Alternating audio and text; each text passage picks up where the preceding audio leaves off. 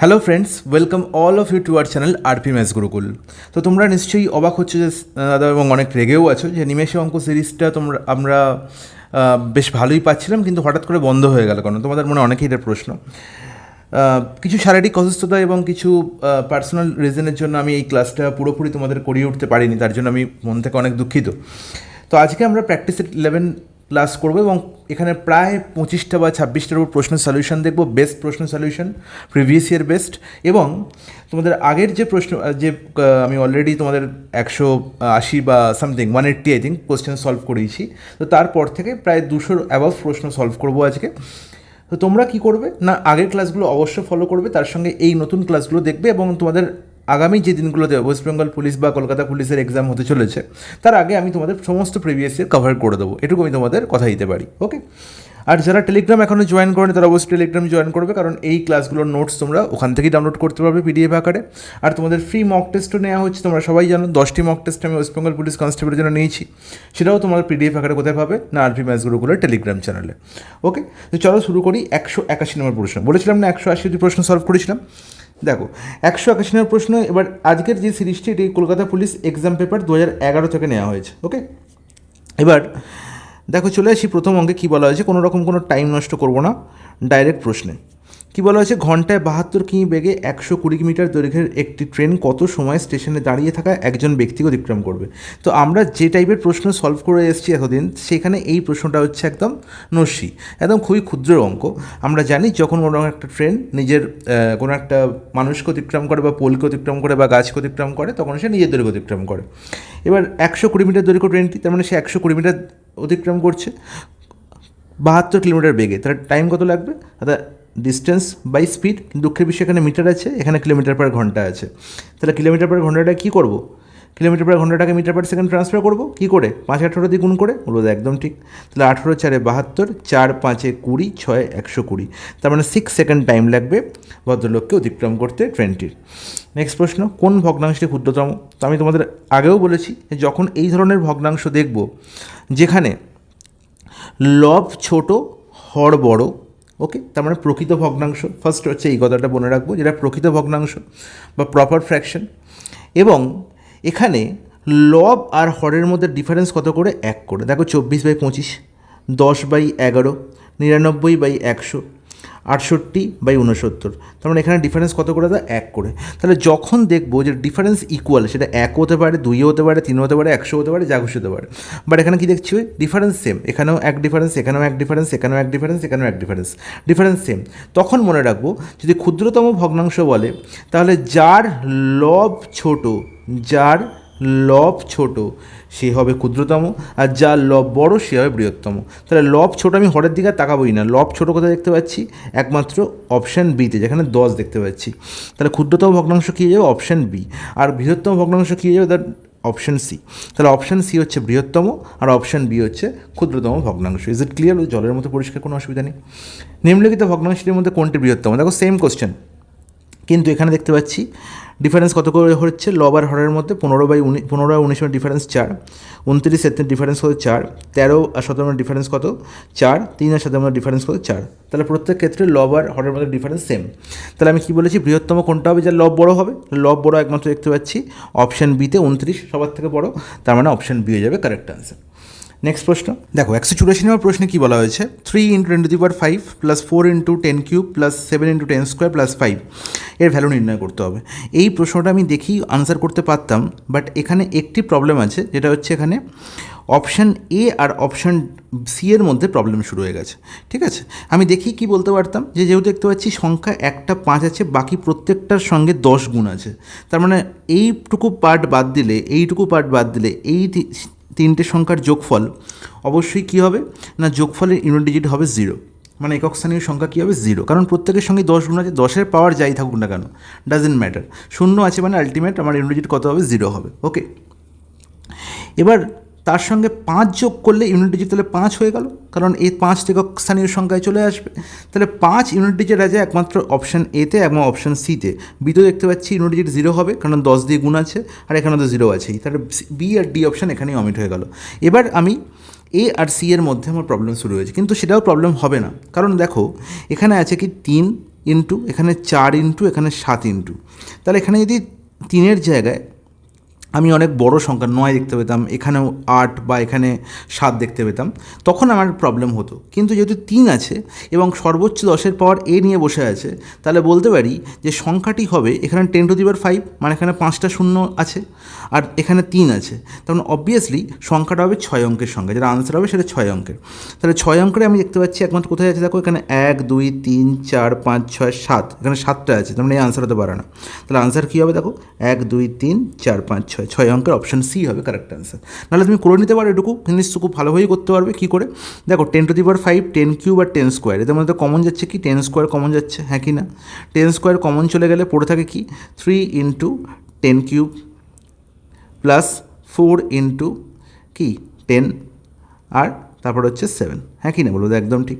তাহলে 3 ইন্টু 10³ মানে হচ্ছে 1000, মানে 3000, এখানে 40 আর এখানে 7, তার মানে 3047, তার সঙ্গে 10² মানে 100 গুণ করলে হবে দুটো শূন্য, তাহলে দেখো 304700 আর প্লাস 5 যোগ করলে এই লাস্টের শূন্যটা কেটে দিয়ে 5 লিখে দাও, ব্যাস এটাই হচ্ছে কারেক্ট আনসার। তাহলে আমি যেটাই বললাম, দেখো 6 অঙ্কের সংখ্যা 1 2 3 4 5 6 অঙ্কের সংখ্যা তো আছে অপশন সিতে, বোঝা গেল? দেখো সুন্দর বোঝা গেছে, কোনো অসুবিধা নেই। নেক্সট প্রশ্ন বলছে দুটো সংখ্যার যোগফল 32, এর একটি সংখ্যা 36, অপর সংখ্যাটি কত? এ কী কথাবার্তা? দুটো সংখ্যার যোগফল 32 বলা হয়েছে, এর একটি সংখ্যা 36, অপর সংখ্যাটা কত? তার মানে কি 36 সঙ্গে কত যোগ করলে 32 পাই? 36 সঙ্গে কোনো সংখ্যা যোগ করলে কি 32 পেতে পারি? পেতে পারি না? পারি। কি করে? আমি যদি বলি 36 থেকে 4 বিয়োগ করি তাহলে আমি 32 পাই, তাহলে এই বিয়োগটাকে যদি এরকমভাবে লেখা যায় 36 প্লাস -4, তাহলে আমি বলতে পারি যে 36-এর সঙ্গে -4 যোগ করলে 32 পাবো। তার মানে অপশন কী হবে? এ হয়ে যাবে correct answer. Is it clear? বলবে জলের মতো পরিষ্কার। বাবা 2⁻10 - 1 নিচের কোন সংখ্যাটি দ্বারা বিভাজ্য? দেখো 2⁻10 - 1 এটাকে এরমভাবে ভাববো, এই ধরনের প্রশ্ন অবশ্যই এরমভাবে ভাবতে শিখবে যে 2⁻10 আছে আর মাইনাস কী আছে 1 আছে, ও 1-এর পাওয়ার আমি যা খুশি লিখতে পারি, সে 1ই দেবে। 1-এর পাওয়ার আমি যদি 10 লিখে দিই তাহলে কোনো অসুবিধা আছে? বলবো কোনো অসুবিধা নেই। তাহলে 2⁻10 - 1⁻10, 2⁻10 - 1⁻10, এটাকে আমি এরমভাবে ভাববো সবসময় যে এই যে পাওয়ারে ভদ্রলোক 10, এখানেও পাওয়ারে ভদ্রলোক 10 বসে আছে, 10 কী সংখ্যা? জোড় সংখ্যা না বিজোড় সংখ্যা? তুমি বলতে কিছুই না, 10 তো জোড় সংখ্যা, বিজোড় সংখ্যা হতে পারে না। তাহলে যখন জোড় সংখ্যা হবে তখন আমি এটাকে ভাববো এরমভাবে, a² - b² ফরম্যাটে আছে। কী ভাববো? a² - b², মানে আমি 10 না ভেবে 2 ভাববো, ঠিক আছে? আর a² - b² আমি জানি দুটো ফ্যাক্টর, মানে a² - b² দুটো সংখ্যা দিয়ে পুরোপুরি ভাগ যায়, একটা হচ্ছে a + b আর একটা হচ্ছে a - b। তার মানে এই 2⁻10 - 1⁻10 এর দুটো ফ্যাক্টর অবশ্যই পাবো, সেটা কি কি a + b a - b, মানে 2 + 1 আর 2 - 1।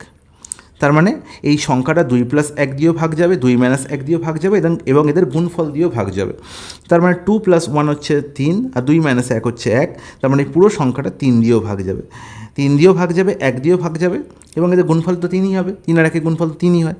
তার মানে অপশান বি হয়ে যাবে correct answer. Is it clear? বলছে একটি গাড়ি 30 কিমি/ঘন্টা গতিবেগে 1 কিমি যায় এবং পরের 1 কিমি যায় 40 কিমি/ঘন্টা গতিবেগে। 2 কিমির জন্য গাড়িটির গড় গতিবেগ কত? খুব ভালো কথা। আচ্ছা, তাহলে আমি তোমাদের বলেছি যে যখন এই ধরনের প্রশ্ন থাকবে এবং সেখানে টাইম অ্যান্ড ডিস্টেন্সের ক্ষেত্রে গড় গতিবেগ নির্ণয় করতে বলেছে, আমার সবসময় কনসেপ্ট হবে এটাই যে গড় গতিবেগ হচ্ছে আমার নির্ণয় করার জন্য আমার টোটাল কতটা ডিস্টেন্সে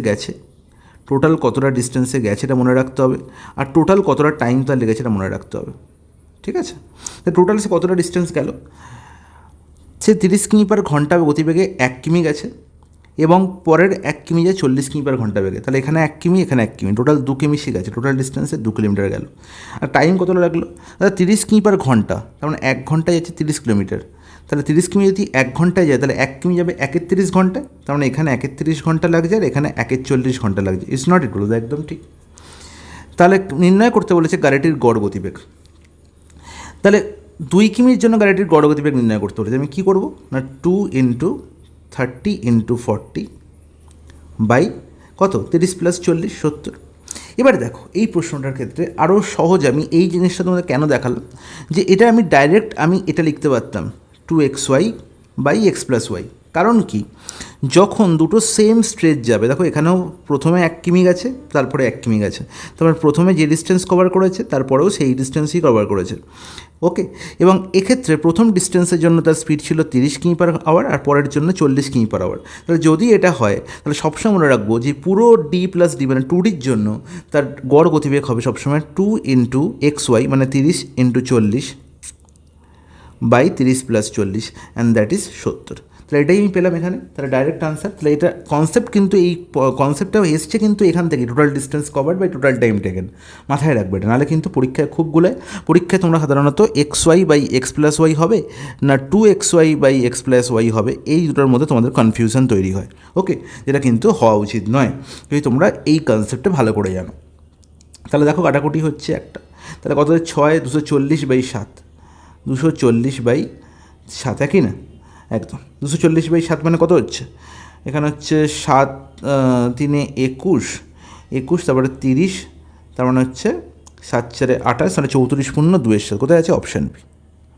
অপশান বি হয়ে যাবে কারেক্ট আনসার। নেক্সট প্রশ্ন, কোশ্চেন নাম্বার 188, 4 মাইনাস ব্র্যাকেটের মধ্যে 2 minus n whole to the power 0, এটা দেখে মনে করো না যে অঙ্কটা ভুল টাইপিং আছে, ওকে, এটা কিন্তু একদমই নয়। প্লাস 3 স্কোয়ার প্লাস 1 প্লাস 3, এটা আমাকে সরল করতে হবে। আমরা জানি বদমাস রুল আগে বলে ব্র্যাকেটের কাজ করতে, আমিও তাই করব ব্র্যাকেটের কাজ, কিন্তু এই ব্র্যাকেটের কাজ করার দরকারই নেই, কারণ এর মাথায় কত আছে, 0 আছে। মনে রাখবো কোনো একটা সংখ্যা a টু দি পাওয়ার 0 বা a plus B whole to the power 0 বা a minus B whole to the power 0 বা p minus Q whole to the power 0, এরকম যে কোনো একটা আকার তার মাথায় কী আছে, পাওয়ারে কী আছে, 0 আছে। যখনই থাকুক না, যাই থাকুক না কেন ভেতরে, এই সংখ্যাটা যাই থাকুক না কেন ব্র্যাকেটের মধ্যে, সবসময় এদের ভ্যালু কত হবে, 1ই হবে। তাহলে কোনো একটা সংখ্যার পাওয়ার 0 মানে তার ভ্যালু সবসময় 1, তার ভ্যালু সবসময় 1। Is it clear? জলের মতো পরিষ্কার, তো কোনো অসুবিধা নেই। তার মানে এই পুরো সংখ্যাটা ভ্যালু কত হয়ে গেল, 1 হয়ে গেল। তাহলে আলটিমেট অঙ্কটা হয়ে গেল 4 মাইনাস 1 প্লাস 3 স্কোয়ার মানে হচ্ছে 9 প্লাস 1 প্লাস 3। তাহলে 4 মাইনাস 1 মানে কত, 3, 3 প্লাস 3 6, 6 9 15, 1 16, অপশান বি হয়ে গেল কারেক্ট আনসার। নেক্সট প্রশ্ন, কোনটি পূর্ণবর্গ সংখ্যা নয়? বাবা, 4টে অপশান থেকে মনে হচ্ছে এই সবকটা বর্গমূল করে দেখতে হবে যেদের মধ্যে কোনটা পূর্ণবর্গ সংখ্যা নয়, কিন্তু না, ঠিক আছে, কিন্তু না, সবসময় মনে রাখবো যে সংখ্যাটা পূর্ণবর্গ হবে, যদি হয়, ঠিক আছে, তার ইউনিট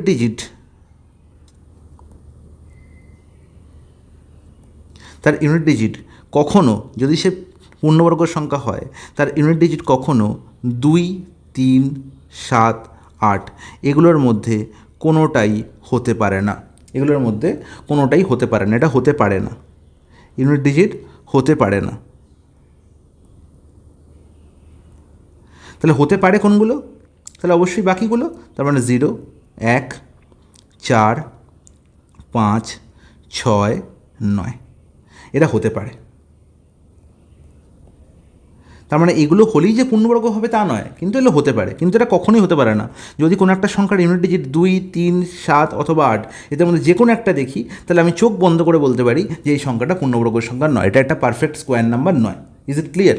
তাহলে দেখো এই 4টে অপশানের মধ্যে আমি অপশান এতেই দেখতে পাচ্ছি যে ইউনিট ডিজিট কী আছে, 8 আছে। তাহলে যদি ইউনিট ডিজিট 8 হয় তাহলে এটা কখনই পূর্ণবর্গ সংখ্যা হতে পারে না। তাহলে কোনটি পূর্ণবর্গ সংখ্যা নয়, আমি চোখ বন্ধ করে বলতে পারি অপশান হয়ে যাবে কারেক্ট আনসার।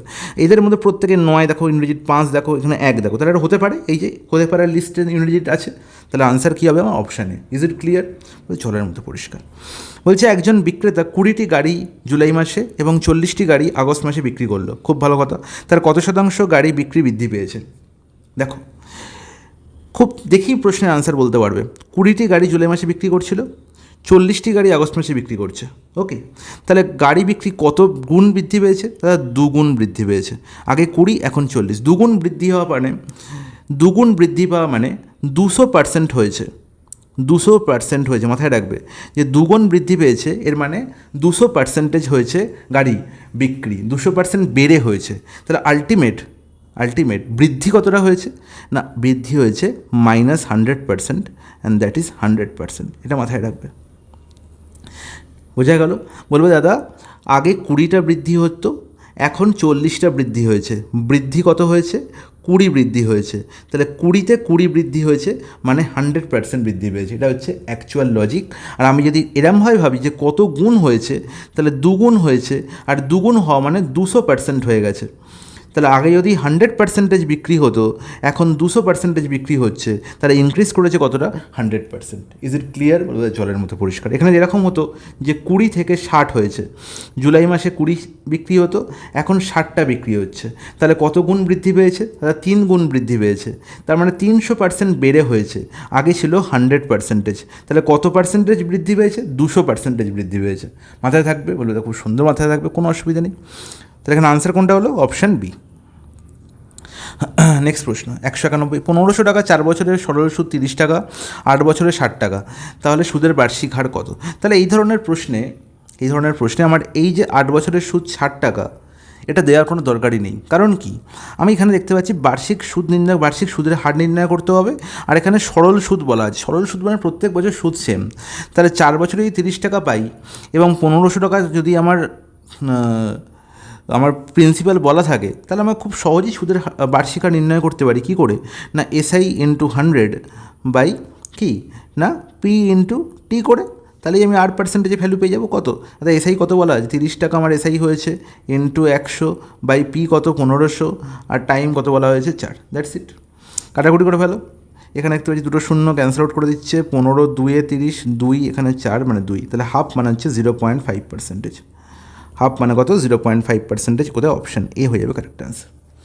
নেক্সট প্রশ্ন, কোনো একটি মিশ্রণের প্রথম দ্বিতীয় তরলের অনুপাত বলা হয়েছে 2:3, এবং অন্য একটি মিশ্রণের তরল দুটোর অনুপাত বলা হয়েছে 5:4। তাহলে দু রকমের তরল আছে, একটা হচ্ছে ফার্স্ট টাইপ আর একটা হচ্ছে সেকেন্ড টাইপ। ঠিক আছে? প্রথম একটা পাত্র আছে যেটার মধ্যে এটা আছে 2:3 অনুপাতে। সেকেন্ড একটা পাত্র আছে যেটার মধ্যে এই দুটো টাইপের তরলের অনুপাত বলা হয়েছে 5:4। এবার এদের মেশানো হলো একটা নতুন পাত্রে, যেটার মধ্যে অনুপাত হতে হবে 1:1। এবার এই দুটো পাত্র থেকে তরল কী অনুপাতে মেশাতে হবে যাতে 1:1 হয়, সেটা নির্ণয় করতে হবে। তা বেস্ট প্রসেস হচ্ছে অ্যালিগেশন। বেস্ট প্রসেস আমি কী বলবো? অ্যালিগেশন। অনেকবার বলেছি তোমাদের এই প্রসেস। ঠিক আছে? তাহলে আমাকে নির্ণয় করতে হবে যে কী অনুপাতে মেশাবো এই দুই প্রকারের তরল। ঠিক আছে? তো এই দুটো পাত্রের তরল আমি কী অনুপাতে মেশালে এই নতুন পাত্রে প্রথম আর দ্বিতীয় তরলের অনুপাত হবে কত? 1:1। ঠিক আছে? তাহলে আমি আইদার ফার্স্ট টাইপ নিয়ে কাজ করবো অথবা সেকেন্ড টাইপ নিয়ে কাজ করবো। তাহলে আমি দেখতে পাচ্ছি যে এই প্রথম পাত্রে যদি 5 ইউনিট তরল থাকে, 2 + 3 যোগ করলে 5 ইউনিট তরল থাকে, তার মধ্যে প্রথম প্রকার তরল আছে কত? 2। তার মানে আমি বলতে পারি 2-এর 5 ইউনিট তরল আছে প্রথম পাত্রে। নেক্সট পাত্রে আমি দেখতে পাচ্ছি ফার্স্ট আর সেকেন্ড টাইপের তরলের টোটাল কম্বিনেশন হচ্ছে 9। তাহলে প্রথম প্রকার তরল কত আছে? 9-এর মধ্যে 5, তার মানে বলতে পারি কত? 5-এর 9। হ্যাঁ কি না? আর হবে কত?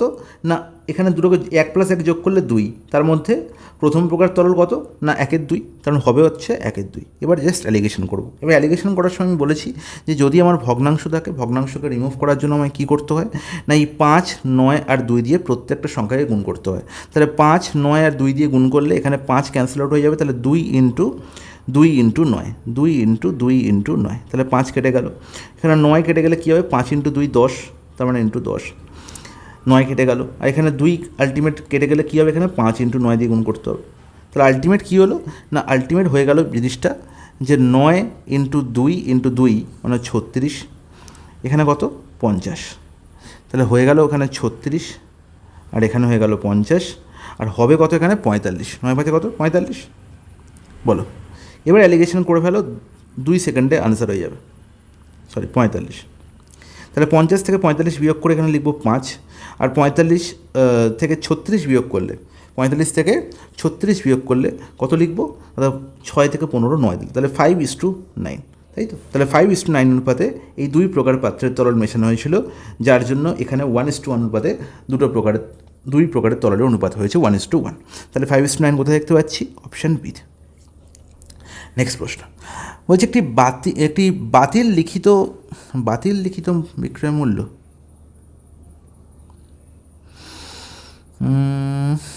কি কত?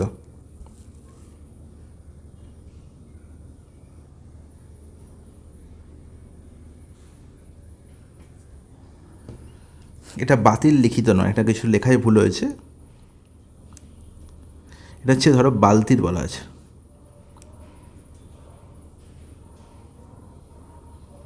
এটা প্রকৃত মূল্য কত নির্ণয় করতে হবে? এটা বালতির, ঠিক আছে। একটি বালতির বিক্রয় মূল্য বলা যায় 23.80 টাকা, যা প্রকৃত মূল্য অপেক্ষা 15% কম।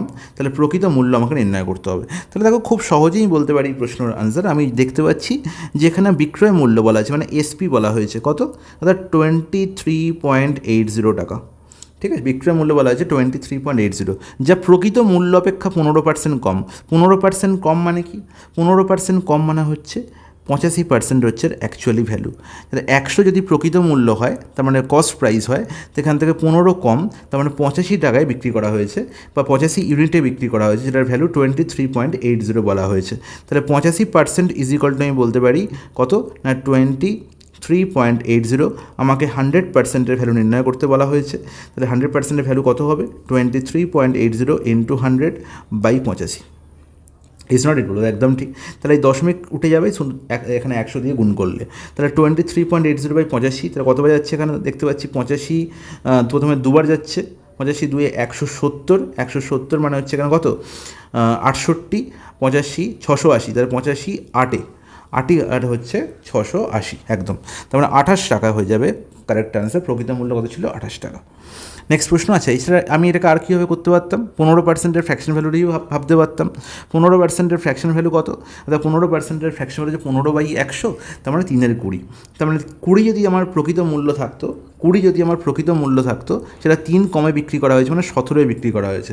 আর 17-এর ভ্যালু যদি বলা থাকে 23.80, তাহলে 20-র ভ্যালু কত সেটাই আমি আনতে চেয়েছে। তাহলে এখানেও আমি বলতে পারতাম 23.80/17 ইন্টু 20, এটা হয়ে যেতে পারতো কারেক্ট আনসার। তাই এই প্রসেসেও আনসার আসতো আমার 28, আর এখানেও আমার আনসার এসেছে 28। তুমি যে কোনো একটা প্রসেস ফলো করতে পারো, এটা তোমার চয়েস। ওকে, দুটো প্রসেসই আমি দেখিয়ে দিলাম। তাহলে মনে রাখবো কি 15% কম, এর মানে 15%-এর ফ্র্যাকশন ভ্যালু কত? আবার বলছি 3/20। 3/20 মানে বলবো 3-এর ভ্যালু হচ্ছে 23.80 না, এর মানে হচ্ছে 3/20 মানে হচ্ছে কি জিনিসটার প্রকৃত মূল্য যদি 20 হয়, তাহলে সেটা 3 টাকা কমে বিক্রি করা হয়েছে, যা প্রকৃত মূল্য অপেক্ষা এত % কম। তার মানে 3 টাকা কমে বিক্রি করা হয়েছে, মানে বিক্রি করা হয়েছে কত? 20 টাকা প্রকৃত মূল্য হলে সেটা বিক্রি করা হয়েছে 20 - 3 17-তে বিক্রি করা হয়েছে। তাহলে 17 হচ্ছে আমার 23.80-এর সঙ্গে সমান, এটা মাথায় রাখবে। বলছে এর আয় 600 টাকা, যদি এর আয়ের 30% বি এর আয়ের 20%-এর সমান হয়, তাহলে বি এর আয় কত? যখনই এই ধরনের প্রশ্ন থাকবে, এই স্টেটমেন্টটা দিকে দেখো, যে এর আয়ের 30% বি এর আয়ের 20%-এর সমান যখনই বলবে, তখনই মনে রাখবো যে এ আর বি এর আয়ের আমি অনুপাত ডাইরেক্ট বলতে পারি। কি করে না, দেখো এর আয়ের 30% বি এর আয়ের 20%-এর সমান, তাহলে বি এর গায়ে যে লেগে আছে সেটা হয়ে যাবে এ এর ভ্যালু, আর এর গায়ে যে লেগে আছে সে হয়ে যাবে বি এর ভ্যালু। তাহলে 20/30 মানে 2/3 হয়ে যাবে এ আর বি এর অনুপাত, আয়ের অনুপাত। এটা কি করে বললাম একবার দেখে নাও। যদি এর আয়ের 30%, এর মানে কি গুণ, তার মানে A into 30% is equal to B into 20%, ঠিক আছে। তাহলে যদি এটা হয়, এখানেও পার্সেন্টেজ সাইন, এখানেও পার্সেন্টেজ সাইন, কী হয়ে যাবে? গুণের জন্য কী হয়ে গেল? ক্যান্সেল আউট হয়ে গেল। কারণ কি 30/100 এখানে লিখতাম, 20/100 লিখতাম, 100 ক্যান্সেল আউট হয়ে গেল, মানে পার্সেন্টেজ সাইন দেওয়ার কোনো প্রয়োজন নেই। তাহলে এখান থেকে বলতে পারি A/B ইজ ইকাল টু 20/30, হ্যাঁ কি না? তাহলে দেখো এই পার্টটা আমি বলেছি তোমাকে এখানে ডাইরেক্ট। তাহলে A/B কী হয়ে গেল? 20/30 মানে 2/3। তাহলে এ আর বি এর আয়ের অনুপাত 2/3। বলেছে বি এর আয় নির্ণয় করতে হবে, তাহলে বলেছে এর আয় 600 টাকা, তার মানে 2-এর ভ্যালু যদি 600 হয়, তাহলে কত গুণ? এখানে 300 গুণ, তাহলে বি এর আয় কত হবে? 300 গুণ করলে 900 টাকা, হ্যাঁ কি না? বলো একদম ঠিক। কি 900 টাকা কোনোটাই নয়, তাহলে অপশান ডি হয়ে যাবে কারেক্ট আনসার। বলো এনি ডাউট? বলে দাদা কোনো ডাউট নেই, এর আয় তো বলা ছিল 600 টাকা একদম। চলো নেক্সট প্রশ্ন। নিচের সংখ্যাগুলোর কোনটি সর্বদা দুটো পরপর বিজোড় সংখ্যার বর্গের বিয়োগফলকে ভাগ করে? দুটো পরপর বিজোড় সংখ্যা, কী হতে পারে দাদা? 1 3, আর কী হতে পারে? 3 5, 5 7, 7 9, 9 11, এরকম অসংখ্য সংখ্যা হতে পারে। এদের মধ্যে আমায় বলা হয়েছে যে এদের মধ্যে যে কোনো দুটো পরপর বিজোড় সংখ্যা নিয়ে নাও, এদের বর্গের বিয়োগফল নির্ণয় করো। তাহলে সেই সংখ্যাটা, সেই বিয়োগফলটা সবসময় কোন সংখ্যা দিয়ে ভাগ যাবে? এই 4টে অপশান আমাদের, সেটা আনসার হবে। তুমি 3 আর 1-এর গল্পই ভাবো, 3-এর স্কোয়ার করলে কত হয়? 3-এর স্কোয়ার আর 1-এর স্কোয়ারের ডিফারেন্স, 3-এর স্কোয়ার আর 1-এর স্কোয়ারের ডিফারেন্স, তাহলে দেখতে পাচ্ছি এটা এ স্কোয়ার মাইনাস বি স্কোয়ার, সবাই হচ্ছে এ স্কোয়ার মাইনাস বি স্কোয়ারের ফর্ম্যাটে থাকবে, সবাই দেখো এ স্কোয়ার মাইনাস বি স্কোয়ারের ফর্ম্যাটে আছে। তাহলে এ স্কোয়ার মাইনাস বি স্কোয়ারে আমরা দুটো ফ্যাক্টর জানি, এ প্লাস বি, এ মাইনাস বি, তার মানে এটা 3 প্লাস 1 আর 3 মাইনাস 1, এই দুটো ফ্যাক্টর অবশ্যই পাবো। তার মানে কি 3 প্লাস 1 করলে 4, 3 মাইনাস 1 করলে 2, তাহলে 4 ইন্টু 2 মানে হচ্ছে 8 দিয়ে সবসময় ভাগ যাবে, 8 দিয়ে সবসময় ভাগ যাবে, অপশন সি হয়ে যাবে কারেক্ট আনসার। তাহলে 8 দিয়ে ভাগ গেলে সেটা 2 দিয়েও ভাগ যাবে, 4 দিয়েও ভাগ যাবে, কিন্তু সেটা 16 দিয়ে ভাগ যাবে সেটা বলতে পারবো না, ঠিক আছে? যেমন দেখো যদি 3 স্কোয়ার মাইনাস 5 স্কোয়ার এখানে দেখো, তাহলে তুমি বলবে 3 প্লাস 5, সরি 5 প্লাস 3, বড়োটা আগে লিখবো, 5 প্লাস 3 আর 5 মাইনাস 3, এই দুটো ফ্যাক্টর থাকবে এরকম। তাহলে 5 প্লাস 3 মানে 8 আর 5 মাইনাস 3 হচ্ছে 2, তাহলে 8 আর 2 এর গুণফল কত? 16। তাহলে 16 আমি দেখতে পাচ্ছি এর ক্ষেত্রে ভাগ যাচ্ছে, কিন্তু লোয়েস্ট 1 স্কোয়ার মাইনাস 3 স্কোয়ার এখানে কিন্তু দেখতে পাচ্ছি 8 পাচ্ছি।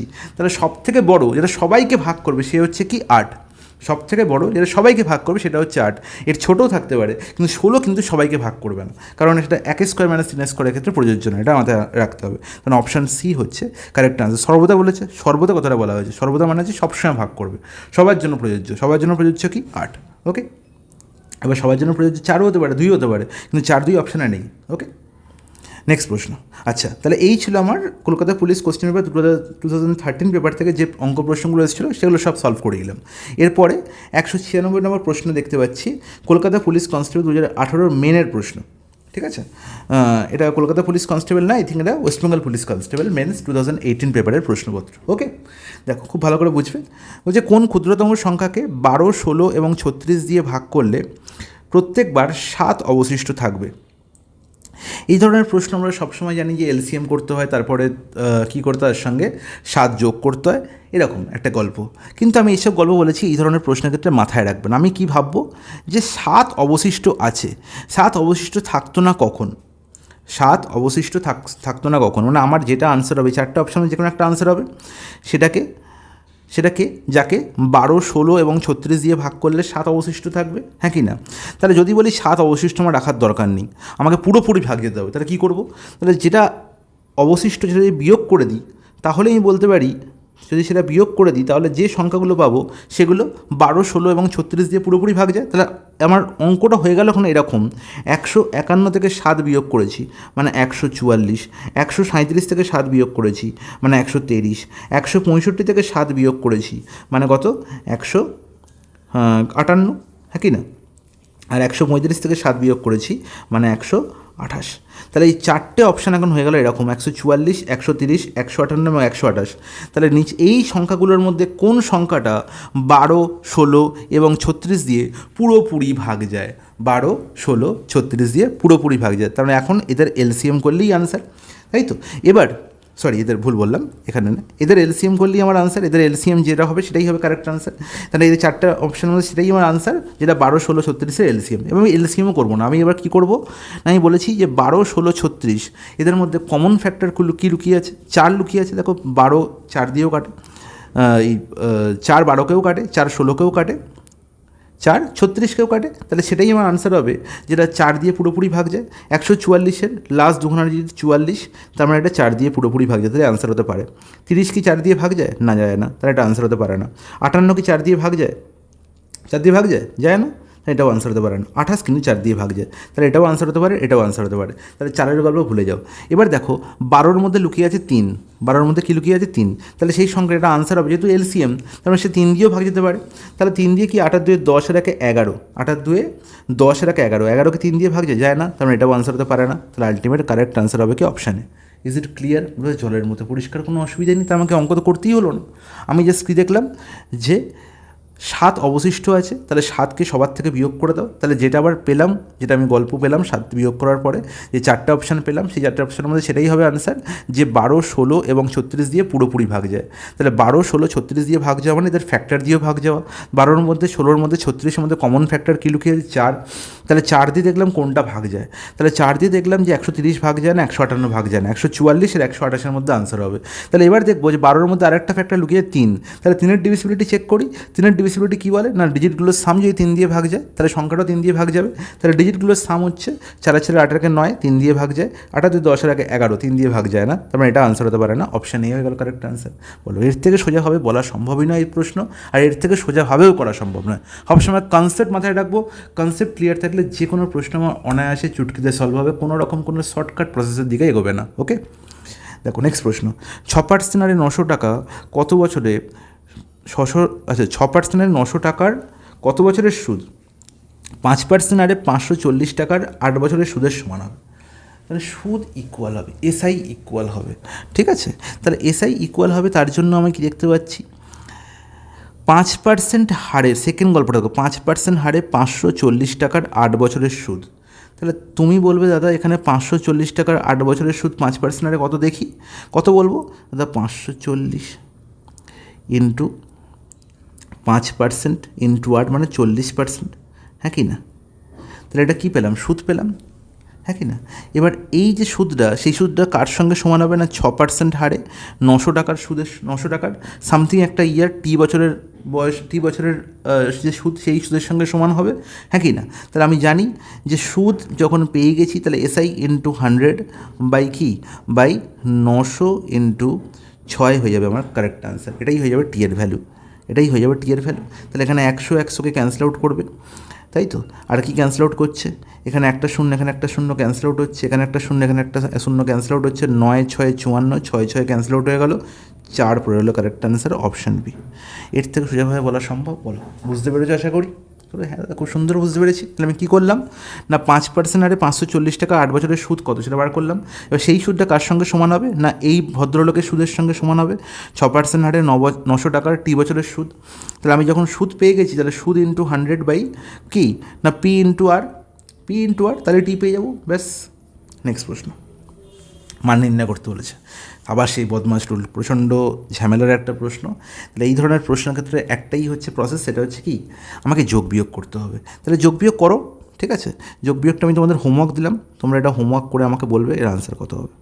ওকে, এটা তোমাদের হোমওয়ার্ক দিয়ে দিলাম, আর যোগ বিয়োগ করতে ভালো লাগছে না। নেক্সট প্রশ্ন, 199, দুটো সংখ্যার গুণফল বলা হয়েছে 4032, তাদের গসাগু বলা হয়েছে 12, আর সংখ্যা দুটোর লসাগু নির্ণয় করতে হবে। তাহলে আমরা জানি দুটো সংখ্যার ক্ষেত্রে গসাগু আর লসাগুর গুণফল মানে HCF আর LCM এর গুণফল সংখ্যা দুটোর গুণফলের সঙ্গে সমান, মানে 4032 এর সঙ্গে সমান। বলা হয়েছে কি, HCF বলা হয়েছে 12, HCF হয়েছে 12, তাহলে LCM কত হবে, তাহলে LCM হবে 4032 বাই 12, হ্যাঁ কি না, একদম ঠিক। কাটাকুটি করো, করলে কত, 12 3 36, হ্যাঁ কি না, 12 3 36। তাহলে তুমি যদি না বুঝতে পারো আমি কী করলাম, তাহলে তুমি একটু দেখিয়ে নাও বাবা, নাহলে আবার বলবে বুঝতে পারলাম না। তাহলে এখানে HCF টু LCM বলা হয়েছে 4032, HCF বলা হয়েছে 12, তাহলে LCM হয়ে যাবে দাদা 4032 বাই 12। এখানে লিখলাম, তাহলে বুঝতে পেরেছি আশা করি, বলবো হ্যাঁ তো বুঝতে পেরেছি, বা কোনো অসুবিধা নেই। তাহলে 12 3 36, এখানে দেখতে পাচ্ছি 43, মানে 12 3 আবার 36, মানে হচ্ছে 12 72, মানে 12 6 72, 336, কোথায় আছে, অপশনে। নেক্সট প্রশ্ন দেখো, 200 নম্বর প্রশ্নর আগে 5টা স্টার দিয়ে রাখো, প্রচণ্ড ইম্পর্ট্যান্ট একটি প্রশ্ন এবং কনসেপচুয়াল। বলা হয়েছে কোনো স্থানে 5 মিনিট অন্তর কামান দেখা হচ্ছিল, খুব ভালো কথা। সেদিকে একটি ট্রেন অগ্রসর হচ্ছিল, তার মানে ধরো এই স্থান থেকে কামান দেখা হচ্ছে, ওকে, আর এই দিক থেকে, এই দিক মানে এই যেদিকে কামান দেখা হচ্ছে সেদিকে একটা ট্রেন আসছে, ওকে, সাপোজ এখান থেকে আসছে।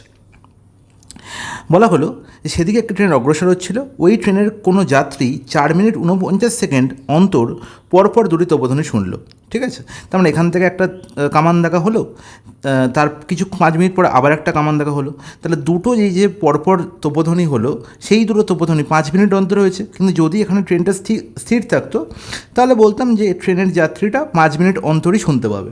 কিন্তু দুঃখের বিষয়, যেহেতু ট্রেনটা অগ্রসর হচ্ছে, তাই জন্য ট্রেনের যাত্রী 4 মিনিট 49 সেকেন্ড অন্তর দুটো কামান দেখা শুনছে। তাহলে এই যে টাইম গ্যাপ, কতটা টাইম গ্যাপ দাদা, এখানে 5 মিনিট অন্তর কামান দেখা হচ্ছে, 4 মিনিট 49 সেকেন্ড অন্তর শুনছে, তাহলে 5 মিনিট আর 4 মিনিট 49 সেকেন্ডের মধ্যে ডিফারেন্স কত। আমরা বাচ্চাবেলায় শিখেছিলাম যে আমরা ডিফারেন্স কী করে নির্ণয় করতে হয়। তা 5 মিনিটকে আমি কী লিখতে পারি, 5 মিনিটকে আমি লিখতে পারি 4 মিনিট 60 সেকেন্ড, হ্যাঁ কি না। আমি এখান থেকে 1 মিনিট ধার নিলাম, আর 1 মিনিটকে আমি 60 সেকেন্ড লিখতে পারি। তাহলে আলটিমেট 4 মিনিট এখানেও আছে, 4 মিনিট এখানেও আছে, তাহলে 49 সেকেন্ড আর 60 সেকেন্ডের মধ্যে যে ডিফারেন্স, সেটাই হবে ডিফারেন্স। আর 60 আর 49 সেকেন্ডের ডিফারেন্স কত দেয়, 11 সেকেন্ড। তাহলে এই 11 সেকেন্ডের যে ডিফারেন্স, এই ডিফারেন্সটা কেন হচ্ছে? এই ডিফারেন্সটা হচ্ছে কারণ হচ্ছে কি ট্রেনটা এই যেদিক থেকে, যেখান থেকে কামান দাগা হচ্ছে সেই দিকে এগিয়ে আসছে, এই কারণে। এবার মনে রাখবো, যেখানে মনে রাখার বিষয় কোনটা, না এই যে 11 সেকেন্ড, এই 11 সেকেন্ডে যতটা দূরত্ব সাউন্ড যায়, মানে শব্দ যায়, তাহলে 11 সেকেন্ডে শব্দ যতটা দূরত্ব যায়, যতটা ডিস্টেন্স কভার করে, সেই ডিস্টেন্স কে কভার করছে? না সেই ডিস্টেন্স ট্রেন কভার করছে, বা ট্রেনে থাকা ওই যাত্রীটি কভার করছে কত সময়? না 4 মিনিট 49 সেকেন্ড সময়। 4 মিনিট 49 সেকেন্ড সময়। তাহলে 4 মিনিট 49 সেকেন্ডটাকে আমি যদি সেকেন্ডে ট্রান্সফার করি, তুমি বলবে দাদা 4 মিনিট 49 সেকেন্ডে ট্রান্সফার করলে 4 6 24, মানে 240 প্লাস 49, তার মানে হচ্ছে 289 সেকেন্ড। তাহলে 289 সেকেন্ডে ট্রেনটা যে দূরত্ব যাবে, শব্দ 11 সেকেন্ডে সেই দূরত্ব যাবে, এটা হচ্ছে কনসেপ্ট। ওকে, তাহলে 11 সেকেন্ডে শব্দ কত দূরত্ব যাচ্ছে? তাহলে 11 সেকেন্ডে শব্দ যাবে, শব্দের বেগ বলা হয়েছে 1156 ফুট পার সেকেন্ড। ওকে, তাহলে আমি বলবো 11 ইন্টু 1156 এই দূরত্ব যাচ্ছে, আর এই দূরত্বটা যাচ্ছে ট্রেন 289 সেকেন্ডে। তাহলে আমার কী নির্ণয় করতে হবে? ট্রেনের গতিবেগ। তাহলে আমি কী করব?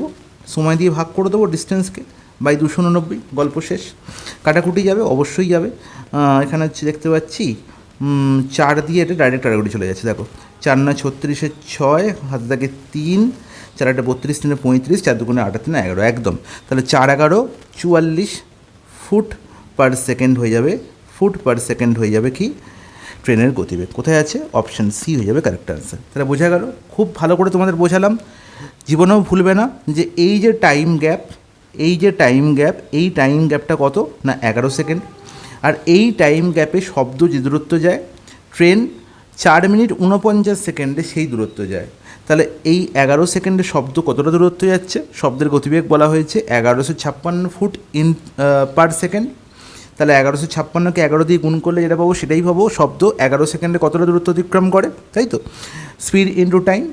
আর এই ডিস্টেন্সটা কভার করছে ট্রেন কত সেকেন্ড? না 289 সেকেন্ডে। তাহলে ট্রেনের গতিবেগ কত হবে দাদা? ডিস্টেন্স বাই টাইম, তার মানে 11 ইন্টু 156 বাই 289 করলে কত হচ্ছে দাদা? 44 ফুট পার সেকেন্ড হয়ে যাচ্ছে আমার correct answer. Is it clear? বলবো জলের মতো পরিষ্কার, এর থেকে সহজ হতেই পারে না। নেক্সট প্রশ্ন বলেছে কোনো টাকার 12% হলো 63 টাকা, ওই টাকার 40% টাকা কত হবে? 40% কত টাকা হবে? তাহলে 12% 63 টাকা। যখন এই ধরনের প্রশ্ন বলবে, আমি কি করব? না আমি করব কি না এই 40%-এর কোনো ডাইরেক্ট গুণনীয়ক কি 12-র মধ্যে লুকিয়ে আছে? একদম আছে। বলবে দাদা 12-র মধ্যে 4 লুকিয়ে আছে, এবং 4কে 10 গুণ করলে 40 হয়। তাহলে 12%-এর ভ্যালু যদি 63 হয়, তাহলে 4%-এর ভ্যালু কত হবে? তাহলে 12% থেকে 4% কী করে পাওয়া যায় দাদা? 3 ভাগ করে। তাহলে 63কেও 3 ভাগ করতে হবে, তাহলে 4%-এর ভ্যালু হবে 63/3, অ্যান্ড দ্যাট ইজ কত? 21। হ্যাঁ কি না বলবো? একদম ঠিক। তাহলে 4%-এর ভ্যালু যদি 21 হয়, তাহলে 40%-এর ভ্যালু কত দাদা? 21 ইন্টু 10। এখানে 10 গুণ হচ্ছে, তাহলে এখানে 10 গুণ হবে, তার মানে 210 হয়ে যাবে কারেক্ট আনসার, অপশান। নেক্সট প্রশ্ন বলছে এক ব্যক্তি দুগ্ধ ক্রয় করে, তাতে জল মিশ্রিত, দুগ্ধ ক্রয় করে জল মিশ্রিত করলো। আচ্ছা, খুব ভালো কথা। দুধ কিনে আনলো, এবার জল মিশিয়ে দিল। যদি ওই মিশ্রিত দুগ্ধ ক্রয়মূল্য দরে বিক্রি করে, মানে যে দরে সে কিনেছিল সেই দরেই যদি সে বিক্রি করে, যদি বিক্রি করে, তবে 20% লাভ হচ্ছে। তবে প্রতি লিটার মিশ্রিত দুধের দুগ্ধ কত ছিল? এই প্রশ্ন কনসেপ্ট আমি অনেকবার বলেছি, এবং এটা খুব ফেমাস কনসেপ্টও বটে। এখানে অঙ্ক করার কোনো দরকার নেই। যখনই দেখব যে ক্রয়মূল্য তার পিওর মিল্ক কিনতে লেগেছিল, যে টাকা তার একদম শুদ্ধ দুধ কিনতে লেগেছিল, সেই টাকাতেই যদি সে জল মেশানো দুধ বিক্রি করে, তাহলে যে লাভ হয় সেটাই হচ্ছে মিশ্রিত জলের পার্সেন্টেজ। তাহলে জল কতটা মেশানো হয়েছিল? 20%। 20%-এর ফ্র্যাকশন ভ্যালু কত? এটাই হচ্ছে ওয়াটার কতটা মেশানো হয়েছে? 20%। ওয়াটার কতটা মেশানো হয়েছে? 20%। বা জল মিশ্রিত দুধে কত পার্সেন্টেজ ওয়াটার আছে? 20%। 20%-এর ফ্র্যাকশন ভ্যালু কত দাদা? 1/5। মানে 5 যদি আমার মিল্ক হয়, তাতে 1 ওয়াটার আছে। তাহলে আমি কি বলবো? বলা কি হচ্ছে প্রতি লিটার মিশ্রিত দুধে কত জল আছে? প্রতি লিটার মিশ্রিত দুধে কত জল আছে? তাহলে দেখো 5 লিটারে আছে 1 লিটার, তাহলে 1 লিটারে আছে 1/5 লিটার, তার মানে অপশান সি হয়ে যাবে কারেক্ট আনসার। তাহলে জীবনেও এই ধরনের প্রশ্ন আমি আনসার করার সময় কখনো কোনো ক্যালকুলেশন করব না, আমি দেখব কি কত পার্সেন্টেজ আমার লাভ হয়েছে এবং তার ফ্র্যাকশন ভ্যালু যেটা হবে তার মধ্যে যে হরে বসে থাকবে সে হচ্ছে মিল্ক এবং যে লবে বসে থাকবে সে হচ্ছে ওয়াটারের কি পরিমাণ। মানে রেশিও যদি বলি তাহলে বলবো 1:5 অনুপাতে ওয়াটার এবং মিল্ক আছে। Is it clear? বলবো একদম জলের মতো পরিষ্কার, কোনো অসুবিধা নেই। দেখো 203 নম্বর প্রশ্ন কী বলা হয়েছে না, একটি গরু একটি ঘোড়ার মোট মূল্য বলা হয়েছে 2400 টাকা। আচ্ছা, খুব ভালো কথা। বলছে ঘোড়ার মূল্য 30% বেড়েছে, গরুর মূল্য 40% বাড়লে উভয়ের মোট মূল্য হয় 3200 টাকা। তাহলে ঘোড়ার মূল্য গরুর মূল্য কত গুণ নির্ণয় করতে হবে। তোমরা কি করবে না, এখানে দুটো ইকুয়েশন তৈরি করবে, সেখান থেকে তোমরা গরুর মূল্য ঘোড়ার মূল্য নির্ণয় করবে। তারপর তোমায় বলেছে ঘোড়ার মূল্য গরুর মূল্যের কত গুণ, তার মানে ঘোড়ার মূল্য বাই গরুর মূল্য করবে, দিয়ে আনসার নির্ণয় করবে। এটা সাধারণত ট্র্যাডিশনাল মেথড যেরকমভাবে তোমরা করে থাকো, কিন্তু এরকম করবে না। দেখো ভালো করে বুঝে দেখো কী বলা হয়েছে না, গরুর আর ঘোড়ার মোট মূল্য 2400 টাকা বলা হয়েছে। তাহলে আমি ধরে নিলাম যে একটা গরুর মূল্য আমি ধরলাম 10 কাউ 10C, আর ঘোড়ার একটা মূল্য ধরলাম, সেটা ধরলাম 10H। ইজ ইট ওকে? বলো একদম ওকে, কোনো অসুবিধা নেই। ইজিকালটা আমি বলতে পারি কত, 2400 টাকা, একদম ঠিক। এবার দেখো বলছে ঘোড়ার মূল্য 30% বৃদ্ধি পেয়েছে, ঘোড়ার মূল্য 30% বৃদ্ধি পেয়েছে। 30% বৃদ্ধি পেয়েছে মানে কি, 10-এর উপর 30% বাড়া মানে কি 10 × 30/100, বাচ্চারাও বলতে পারবে। তার মানে হচ্ছে 3 বৃদ্ধি পাওয়া, তাই তো? তার মানে আমি কি বলবো না, 3H বৃদ্ধি পেয়েছে। তাহলে বলবো ঘোড়ার মূল্য কত বৃদ্ধি পেয়েছে, 3H। বেড়ে কত হয়েছে সেটা আমি নির্ণয় করছি না, কতটা বেড়েছে নির্ণয় করেছি। তাহলে 3H বেড়েছে ঘোড়ার মূল্য। আর কি বললাম না, গরুর মূল্য 40% বেড়েছে, তাহলে 10Cটা হয়েছে কত, 4C। তাহলে 10Cর উপর কতটা বেড়েছে, এটা 4C বেড়েছে। বেড়ে কত হয়েছে, 14C। দরকার নেই, কতটা বেড়েছে, 4C। তাহলে এখানে 4C হলো বাড়লো, আর এখানে 3H বাড়লো। আলটিমেট ঘোড়ার আর গরুর মোট মূল্য 2400 ছিল, বেড়ে হয়েছে 3200। তাহলে তুমি বলো কতটা এখানে ডিফারেন্স হয়েছে, 3200 মাইনাস 2400 মানে 800 টাকা বেড়েছে। তার মানে এই 4C আর 3H টোটাল ভ্যালু কত, 800 টাকা না? বলবো একদম ঠিক। এবার দেখো তো এই 800 থেকে 2400 কী করে পাওয়া যায় না, 3 গুণ করে না? বলবো একদম ঠিক। তার মানে আলটিমেট আমি বলতে পারি যে এদিকে যদি 3 গুণ হয় তাহলে এদিকেও 3 গুণ হবে, হ্যাঁ কি না? বলবো একদম ঠিক। তাহলে 3 গুণ হওয়া মানে কি, আমি বলবো 4Cর 3 গুণ মানে হচ্ছে 3 × 4C প্লাস 3H ইজিকলটা আমি বলতে পারি কি না 10C প্লাস 10H, হ্যাঁ কি না? একদম ঠিক। তাহলে 4C আর 3H-এর 3 গুণ মানে একে যদি 3 গুণ করি তাহলে 2400 পাই, তাহলে এদিকে 3 গুণ করলে কী হবে, এদিকেও 3 গুণ করতে হবে তো, হ্যাঁ কি না? বলবো একদম ঠিক। তাহলে ultimate 3 × 4C plus 3H is equal two 2400 জায়গায় আমি কী লিখতে পারি, 10C প্লাস 10H। ব্যাস, গল্প শেষ। তাহলে ultimate 12C minus 10C is equal two হচ্ছে কত, 10H মাইনাস 3 × 3H মানে 9H। তার মানে হচ্ছে 2 কাউ ইজিকাল টু হচ্ছে একটা হর্স। তাহলে কাউ আর হর্সের মধ্যে রেশিও কী হলো না, cow by horse is equal to হয়ে গেল কত দাদা, 1/2। তার মানে একটা কাউয়ের মূল্য যদি 1 টাকা হয় তাহলে একটা হর্সের মূল্য হচ্ছে 2 টাকা। তাহলে ঘোড়ার মূল্য গরুর মূল্যের কত গুণ না, গরুর সঙ্গে 2 গুণ করলে আমি ঘোড়ার মূল্য পাচ্ছি, তার মানে 2 গুণ। অপশান এ হয়ে যাবে কারেক্ট আনসার। ঠিক আছে, তুমি যদি এখানে হর্স বাই কাউ করতে তাহলে ডাইরেক্ট বলতে পারতে যে horse by cow is equal to 2/1। তার মানে অবভিয়াসলি ঘোড়ার মূল্য কি, গরুর মূল্যের 2 গুণ। Is it clear? হলো জলের মতো পরিষ্কার। তাহলে এই জায়গাটা তোমায় বুঝতে হবে, দুটো ইকুয়েশন করে সলভ করার কোনো মানে নেই। নেক্সট প্রশ্ন বলছে একটি আয়তক্ষেত্রের দৈর্ঘ্য 15% বাড়লে প্রস্থ 15% কমলে তার ক্ষেত্রফল শতকরা কী পরিবর্তন হবে। অসাধারণ একটি প্রশ্ন। তোমরা সাধারণত কনভেনশনাল মেথডে এরমভাবে করে থাকো যে এর ধরলাম 100x হচ্ছে দৈর্ঘ্য আর 100y হচ্ছে প্রস্থ। তাহলে আলটিমেট 100x-এর 15% বৃদ্ধি পেয়েছে মানে 115x হয়েছে, আর 100y-টি 15% কমেছে মানে হচ্ছে 85y হয়েছে। তাহলে এখানে100x আর 100y-রে গুণ করো, আর 115x আর 85y-রে গুণ করো, দিয়ে কি আলটিমেট ক্ষেত্রফল নির্ণয় করো, ক্ষেত্রফলের বৃদ্ধি নির্ণয় করো বা হ্রাস নির্ণয় করো, তারপর পার্সেন্টেজ নির্ণয় করো। এসব করবো না। যদি মনে রাখবো যে এই প্রশ্নটার সঙ্গে আরেকটা প্রশ্ন আমি দেখিয়েছিলাম যে বর্গক্ষেত্রের প্রতিটি বাহুর দৈর্ঘ্য যদি 10% বৃদ্ধি পায় বা হ্রাস পায় তাহলে ক্ষেত্রফলে কী প্রভাব পড়ে। সেম গল্প, আলটিমেট কি যদি আয়তক্ষেত্র বা বর্গক্ষেত্রের দৈর্ঘ্য প্রস্থর বৃদ্ধি বা হ্রাস সেম পরিমাণ হয়। দেখো এখানে 15% দৈর্ঘ্য বৃদ্ধি পেয়েছে আর প্রস্থ 15% কমেছে, বৃদ্ধি যতটা হ্রাস ততটা। তাহলে আলটিমেট মোটের উপর এফেক্ট সবসময় হবে কি না -15² বাই 100। আর মাইনাস চিহ্নটা কী ডিনোট করছে না হ্রাসকে ডিনোট করছে। তাহলে বৃদ্ধি কখনোই হবে না, কোনো পরিবর্তন হবে না, এটাও হবে না। তাহলে হ্রাস তো হবেই। কতটা হ্রাস হবে? 15 স্কোয়ার মানে কি 225 বাই 100। তার মানে আমি দেখতে পাচ্ছি 25 দিয়ে 25 নয় 225, 25 ছাড়া 100, 9/4 মানে 2 × 1/4% আমি কি পাচ্ছি না হ্রাস পাচ্ছি। অপশান বি হয়ে যাবে correct answer. Is it clear? মনে রাখবো যে A% বৃদ্ধি আর A% হ্রাস যদি একসঙ্গে ঘটে তাহলে সামগ্রিকভাবে সবসময় হ্রাস হয়। কতটা হ্রাস হয় না A মাইনাস A, তারপরে কি -A²/100। ওকে, তাহলে এই যে A মাইনাস A এতে কী হয়ে যাবে? 0 হয়ে যাবে। আর এই -A²/100 এই মাইনাস সাইনটি কী ডিনোট করে না হ্রাসকে ডিনোট করে, বা কমেছে জিনিসটার ভ্যালু সেটাকে ডিনোট করে। ওকে, রিডিউস হয়েছে। তাহলে মাইনাস চিহ্নটা কী প্রকাশ করছে না কেন হ্রাস হয়েছে। তাহলে -A²/100 এর ভ্যালু এখানে কত না 15। Is it clear? হলো জলের মতো পরিষ্কার, কোনো অসুবিধা নেই। নেক্সট প্রশ্ন বলছে কোনো রান্নাঘরে একটি ঘড়ি যতক্ষণ সেখানে আগুন জ্বলে ততক্ষণ ঘন্টায় 8.5 সেকেন্ড মন্দ চলে, খুব ভালো কথা, স্লো চলছে। যতক্ষণ আগুন জ্বলে না ততক্ষণ 5.1 সেকেন্ড দ্রুত চলে। তাহলে মোটের ওপর 48 ঘন্টায় ঘড়িটিতে সঠিক সময় দেখা যায়। 48 ঘন্টা কিন্তু সঠিক হয়ে যাচ্ছে। তাহলে 48 ঘন্টার কতক্ষণ আগুন জ্বলে? ধরলাম 48 ঘন্টার মধ্যে x ঘন্টা আগুন জ্বলে, ঠিক আছে, এটা হচ্ছে আগুন জ্বলছে, ঠিক আছে। আর তাহলে যদি বলি কতক্ষণ আগুন জ্বলে না, তুমি বলে 48 - x ঘন্টা আগুন জ্বলছে না, আগুন জ্বলছে না, একদম ঠিক। তাহলে x ঘন্টায় যতক্ষণ আগুন জ্বলছে ততক্ষণে কতটা মন্দ হচ্ছে? মন্দ হচ্ছে মানে কি স্লো হচ্ছে।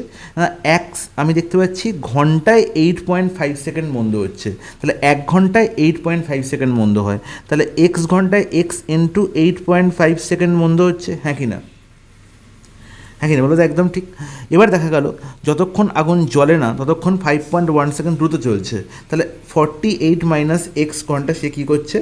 আগুন জ্বলছে না। তাহলে কতক্ষণ কতক্ষণ আমার হচ্ছে দ্রুত ফার্স্ট কতক্ষণ চলছে না 48 - x ইন্টু কত না ইন্টু হচ্ছে আমার কত না এখানে 5.1, হ্যাঁ কি না বলো? একদম ঠিক।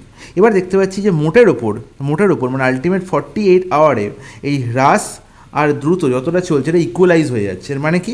আমার বলা হয়েছে 48 ঘন্টায় ঘড়িটির সঠিক সময় দেয়, মানে এই x ঘন্টায় যতটা এর কী হয়েছে, যতটা এর মন্দ চলে, যতটা এর হ্রাস হয়েছে, যতটা এ মন্দ চলেছে, ঠিক 48 - x ঘন্টায় ততটাই দ্রুত চলেছে। তাহলে আলটিমেট কি বোথ সাইড হচ্ছে ইকুয়াল। যতটা হ্রাস হয়েছে ততটাই কিন্তু বৃদ্ধি হয়েছে। তবেই তো 48 ঘন্টায় ঘড়িটি সঠিক সময় দেখিয়েছে। বলবে একদম ঠিক। তাহলে এখান থেকে আমি খুব সহজে বলতে পারি দাদা পয়েন্ট এখানে কী হয়েছে, উড়ে চলে যাচ্ছে। 85, 51, 17 মাল্টিপেল, 17 5 85, 17 3 51। তাহলে এবার বলো, এখানে দেখতে পাচ্ছি 5x, এখানে দেখতে পাচ্ছি -3x মানে +3x হয়ে গেলো এপারে এলে, আর 3 × 48, হ্যাঁ কি না? 3 × 48, তার মানে 8x মানে এক্সের ভ্যালু কত না 3 × 48/8। 8 6 48, 6 3 18। তাহলে আমি কি বলতে পারি? 48 ঘন্টায় কতক্ষণ আগুন জ্বলে? আমি বলেছিলাম x ঘন্টা আগুন জ্বলে। তাহলে 48 আওয়ার্সের মধ্যে 18 আওয়ার্স আমি দেখছি আগুন জ্বলছে। তার মানে অপশান বি হয়ে গেল কারেক্ট অ্যান্সার। কতক্ষণ আগুন জ্বলে না যদি বলতো তাহলে 48 - 18 হয়ে যেত, এবং সেটা কত হতো না 30 ঘন্টা। সেটা কিন্তু অপশানে নেই, অপশান কিন্তু সেটাও থাকতে পারতো, ঠিক আছে। তাহলে কিন্তু মাইন্ডেড, খুব ভালো করে বুঝবে এই অঙ্কটা। কোশ্চেন নাম্বার 206 বলছে বড় থেকে ছোটো সাজান, খুব ভালো কথা।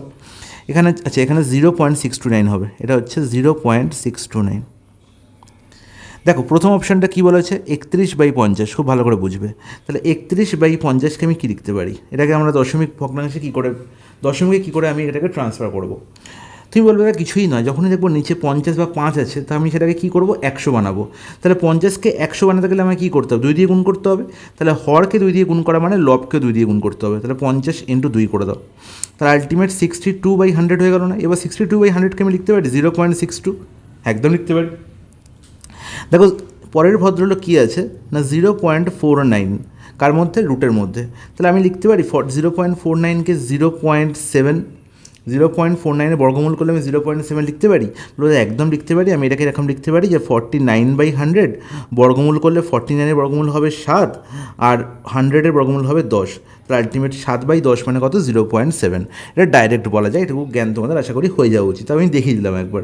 ওকে, তাহলে 0.49-এর বর্গমূল করলে কত হবে? 0.7।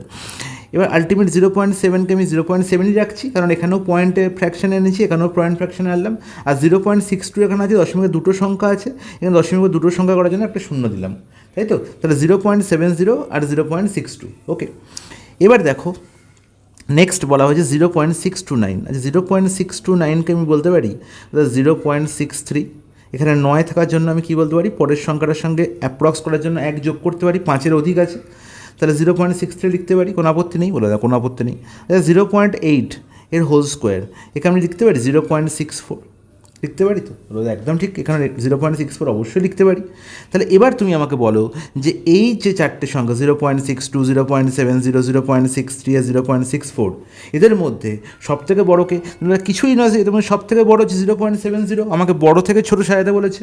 তাহলে 0.70 মানে 0.7, সেটা এসছে কোথা থেকে না √of 0.49 করে, তার মানে সব থেকে বড়ো কী হবে 0.49 তার বর্গমূল বা √of 0.49, এবং সেটা আছে একমাত্র অপশান বিতে। তাহলে অপশান বি হয়ে যাবে কারেক্ট আনসার, বাকিগুলো তো দেখারই প্রয়োজন নেই। ওকে, নেক্সট প্রশ্ন। খুব অসাধারণ একটি প্রশ্ন, দারুণ প্রশ্ন, 4-5টা স্টার দিয়ে রাখো। বলেছে মান নির্ণয় করতে হবে 3 - 11/সামথিং। এবার এই প্রশ্নটা আমি এইটুকু পোর্শন তোমাদের ভালো করে বোঝাই, এইটুকু পোর্শন আমি এক নিমেষে অনায়াসে করতে পারি, ঠিক আছে? এই প্যাটার্নটা আমি শিখেছি আগেই, তাই তো? কিন্তু সেখানে কি থাকতো না, এখানে প্রত্যেকটা জায়গায় 1 থাকতো, আর এই মাইনাস সাইন থাকতো না, প্রত্যেকটা জায়গায় প্লাস থাকতো। আমি খুব সহজে অনায়াসে করতে পারতাম। আমি কি বলবো, একইভাবে এখানেও করতে পারবো। আমি কি দেখবো যে এই নিচে সবার নিচে কে আছে, 1 + 1 এর 4, ভগ্নাংশটি কী আছে না 1 এর 4। তাহলে এই 1 এর 4 ভদ্রলোককে, এই 1 এর 4 ভদ্রলোককে তুমি কি করবে, 1 আর 4 পাশাপাশি লিখে নাও। 1 এর 4 ভদ্রলোক, এই যে 1 এর 4 যে ভগ্নাংশটি আছে তার মধ্যে লবকে 1 আর হরকে 4, তাহলে আগে লব তারপর হর লেখো, 1 আর 4। ওকে, এবার মাথায় এই যে সংখ্যাগুলো পাশে বসে আছে মানে 1, 5 আর 5 লিখে ফেলো। মাথায় কী লিখবো, এখানে লিখবো 1 প্রথমে, তারপরে 5, তারপরে 5। মাইনাস সাইন এই মধ্যিখানের ভদ্রলোকের গায়ে লেগে আছে, -5, তাহলে এই 5-এর মাথায় মাইনাস সাইনটা দিয়ে রাখো, তাহলে বুঝতে অসুবিধা হবে, ভুলে যাবে না। এবার কি করব, দেখো প্রথম থেকে শুরু করব। প্রথমে দেখতে পাচ্ছি এর ওপরে কী আছে, 1 আছে, 1-এর সঙ্গে 4 গুণ করব, 1-এর সঙ্গে 4 গুণ করবো, ব্যাকওয়ার্ডে যাবে, আর এই 4-এর পাশে কে বসে আছে, 1 কী করে দেবো, যোগ করে দেবো।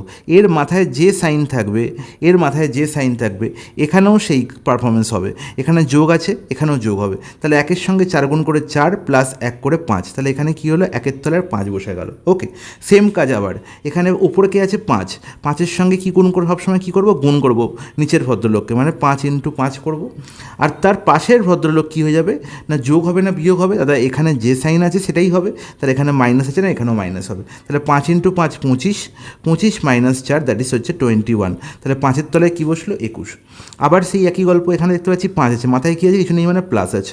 তাহলে আলটিমেট এখানে দেখো 5 × 21, 5 × 21 করলে কত হবে, 105। আর এই 105-এর সঙ্গে পাশের ভদ্রলোক কী হবে, পাশের ভদ্রলোক কী হবে না, যোগ হবে না বিয়োগ হবে, দাদা অবশ্যই যোগ হবে, কারণ এখানে যোগ আছে, তার মানে 105 + 5 করলে কত হবে, 110। তাহলে 5-এর তলায় কত বসলো, 110। তার মানে আলটিমেট এইটুকু পোর্শনের ভ্যালু কত হয়ে গেল না, এইটুকু পোর্শনের ভ্যালু হয়ে গেল 110/21, 110/21। এবার প্রশ্নটা হয়ে গেল এরকম, 3 - 11/110/21। এবার তো তোমার হাতের মোয়া, তুমি বলে কিছুই নয়, 3 এই নিচের পার্টটা কি উল্টে যাবে, তাহলে 21 × 11 মানে হচ্ছে 231/110। 3 × 110 করলে 330 - 231/110, আর 330 থেকে 230 বিয়োগ করলে হতো 100, এক বেশি বিয়োগ করা হচ্ছে, তার মানে 99, আর 99/110 মানে 9 দিয়ে কাটাকুটি যাচ্ছে 11, 11 দিয়ে কাটাকুটি যাচ্ছে 9, আর এখানে 10, তাহলে 9/10 কোথায় দেখতে পাচ্ছি, অপশান বি হয়ে যাবে correct answer. Is it clear? ওই জলের মধ্যে পরিষ্কার, কোনো অসুবিধাই নেই, একদম ক্লিয়ার, স্বচ্ছ। চলে যাই পরের প্রশ্ন। 208 নম্বর প্রশ্ন কী বলা হয়েছে না, এক জিনিসের বিক্রয় মূল্যের 10% তার ক্রয় মূল্যের 12%-এর সমান। এই যে লাইনটা বলা হয়েছে, এই লাইন দিয়ে পুরো প্রশ্ন শেষ হয়ে যাবে, ঠিক আছে? এখান থেকে উত্তর পেয়ে যাবো, এবং এর পর থেকে আর পড়ার দরকারই নেই। তাহলে যখন দেখবো কোনো একটা জিনিসের বিক্রয় মূল্যের সামথিং = ক্রয় মূল্যের সামথিং পার্সেন্টেজ এরকম গল্প থাকবে, সেখান থেকে ডাইরেক্ট আমি বিক্রয় মূল্য মানে সেলিং প্রাইস এবং ক্রয় মূল্য মানে কস্ট প্রাইসের ডাইরেক্ট আমি রেশিও পাবো। সেটা কী হবে, SP/CP হয়ে যাবে। সিপির গায়ে ক্রয় মূল্যের কত পার্সেন্ট বলা আছে, 12%, তাহলে SP/CP হবে 12:10। 12:10। কেন হলো দাদা? এই যে লাইনটা আমি বললাম, এই গল্পটা কেন হলো এটা জানা কিন্তু খুব দরকার। 12:10 কেন হলো? কারণ তুমি বলবে এখান থেকে, দেখো গল্পটা ভালো করে দেখো। আমরা কি জানি? আমরা জানি বিক্রয় মূল্যের 10%। আচ্ছা, মূল্যের মানে কি? এর মানে কি? গুণ। তার মানে এসপি এর 10%, এসপি এর 10% ইজ ইকাল টু সিপি এর কত পার্সেন্ট দাদা? 12%। হ্যাঁ কি না বলবো? একদম ঠিক। তাহলে এর মানে কি? গুণ তো। আর এখানে পার্সেন্টেজ, এখানেও পার্সেন্টেজ চিহ্ন কী হবে? যখন এখানে মধ্যেখানে গুণ আছে কোনো ভ্যালু নেই, কারণ এখানে পার্সেন্টেজ থেকে ভগ্নাংশে ট্রান্সফার করলে 100 হবে। তাহলে এর তলাও 100, এর তলাও তো 100। তার মানে 100 কী হবে? ক্যান্সেল আউট হয়ে যাবে। তার মানে এখানেও পার্সেন্টেজ চিহ্ন দেওয়ার দরকার নেই, আর এখানেও পার্সেন্টেজ চিহ্ন দেওয়ার দরকার নেই। তার মানে SP into 10 is equal to CP into 12। আর এখান থেকে আমি বলতে পারি যে SP by CP is equal to 12/10। তাহলে এই রেসপেক্টেই, এই জন্যই আমি বলেছিলাম কি না, এখান থেকে ডাইরেক্ট আমি বলতে পারবো যে এসপি আর সিপির রেশিও কী হয়ে যাবে না, জাস্ট উল্টে যাবে, 12:10 হয়ে যাবে। গল্প বোঝা গেল? বলবো সুন্দর বোঝা গেছে। আর 12:10 মানে কি? 6:5 না? বলবো একদম ঠিক। এবার এই চারটে অপশানে দেখো আমার আনসার কী চেয়েছে না, বিক্রয় মূল্য আর ক্রয় মূল্যই আনতে চেয়েছে। তাহলে সেটাই হবে আনসার, যেখানে বিক্রয় মূল্য আর ক্রয় মূল্যের রেশিও 6:5 হবে। দেখো প্রথম অপশানে দেখো 600 আর 500, এদের রেশিও কী হবে? দুটো শূন্য ক্যান্সেল আউট করলে 6:5 হবে তো, তার মানে এই আনসার হতে পারে। বিতে দেখো 400 আর 300, দুটো শূন্য কেটে গেলে আলটিমেট 4:3 পাবো। 4:3 তো আমার দরকার নেই, আমার তো 6:5 দরকার, তাহলে এটা আনসার হতে পারে না। দেখো এখানে 700 আর 600 রেশিও 7:6 হবে, তাহলে এটাও আনসার হতে পারে না। 800 আর 700 রেশিও 8:7 হবে, এটাও আনসার হতে পারে না। ঠিক আছে, জাস্ট স্টেটমেন্ট, এই স্টেটমেন্টটা থেকে আনসার হয়ে যাবে, কোনো রকম অঙ্ক করার কোনো প্রয়োজন নেই। ঠিক আছে, তো এই ধরনের প্রশ্ন, এই ধরনের সলভ তোমরা যদি করতে চাও, তোমাদের এক্ষুনি কিন্তু আমাদের টেলিগ্রাম চ্যানেল জয়েন করতে হবে এবং আমাদের ইউটিউব চ্যানেল জয়েন করতে হবে। এইখান থেকেই তোমরা কিন্তু টেলিগ্রাম চ্যানেল কেন জয়েন করতে বলছি, সেখানে তোমরা ডাইরেক্ট আমাদের ক্লাসের লিঙ্ক পাবে, আর সেখানে তোমরা এই যে পুরো ক্লাসের যে পিডিএফ, সেই পিডিএফটা তোমরা কিন্তু টেলিগ্রাম চ্যানেলেই পাবে। ওকে, চলে আসি প্রথম নেক্সট প্রশ্ন। 209 নম্বর প্রশ্ন কী বলা হয়েছে? A:B is equal two 2:3। Okay, A:B কী বলা হয়েছে? 2:3। B:C বলা হয়েছে 4:5। C:D বলা হয়েছে 6:7। তাহলে আমাকে A:D নির্ণয় করতে হবে। তাহলে আমি শিখিয়েছি তোমাদের যে এই কোশ্চেনটার সলিউশন আমরা কীভাবে করতে পারি না, A:B C:D আমাকে নির্ণয় করতে হবে। কিন্তু নির্ণয় করার কোনো দরকার নেই, মধ্যেখানে B আর Cকে আমাকে অমিট করতে হবে, কারণ A:D চেয়েছে। তাহলে B:C কে কখন অমিট করতে পারবো? যখন এদের ভ্যালু আমি সমান দেখাতে পারবো। মানে এখানেও যা বি এর ভ্যালু আছে এখানেও তাই বি এর ভ্যালু হতে হবে, এখানেও যা সি এর ভ্যালু আছে এখানেও তাই সি এর ভ্যালু হতে হবে, সেটা হতে হবে। সেটা করার জন্য কীরকমভাবে করতে হয়? A:B কী বলা হয়েছে? 2:3 লিখে দাও। বাকি সি আর ডি এর জায়গায় ফাঁকা আছে, ফাঁকা জায়গায় কী লিখবো? ফাঁকা জায়গায় এর পার্শ্ববর্তী, মানে সি আর ডি এর পাশে যে বসে আছে, একদম কাছে যে বসে আছে তার ভ্যালু নেবো। সি আর ডি এর একদম কাছে কে বসে আছে? বি বসে আছে, তাহলে বি এর ভ্যালু লিখে দাও 3, এখানেও 3। সিমিলারলি B:C কত? 4:5। তাহলে দেখো এখানে এ এর স্থান আর এখানে ডি এর স্থান ফাঁকা, তাহলে এ এর স্থানে কে বসবে? ঠিক এর পাশে যে বসে আছে মানে 4, আর ডি এর পাশে কে বসে আছে? 5। ব্যাস, গল্প শেষ। আর C:D কত? 6:7। তাহলে বলো এ আর বি ফাঁকা আছে, এ আর বি এর পাশে কে বসে একদম কাছে? 6, তাহলে এখানেও 6, এখানেও 6। এবার দেখো আমাকে A:D নির্ণয় করতে বলেছে, তাহলে এইটুকু পার্ট আমাদের কোনো দরকারই নেই, এটুকু পার্ট নিয়ে কথা বলে লাভই নেই।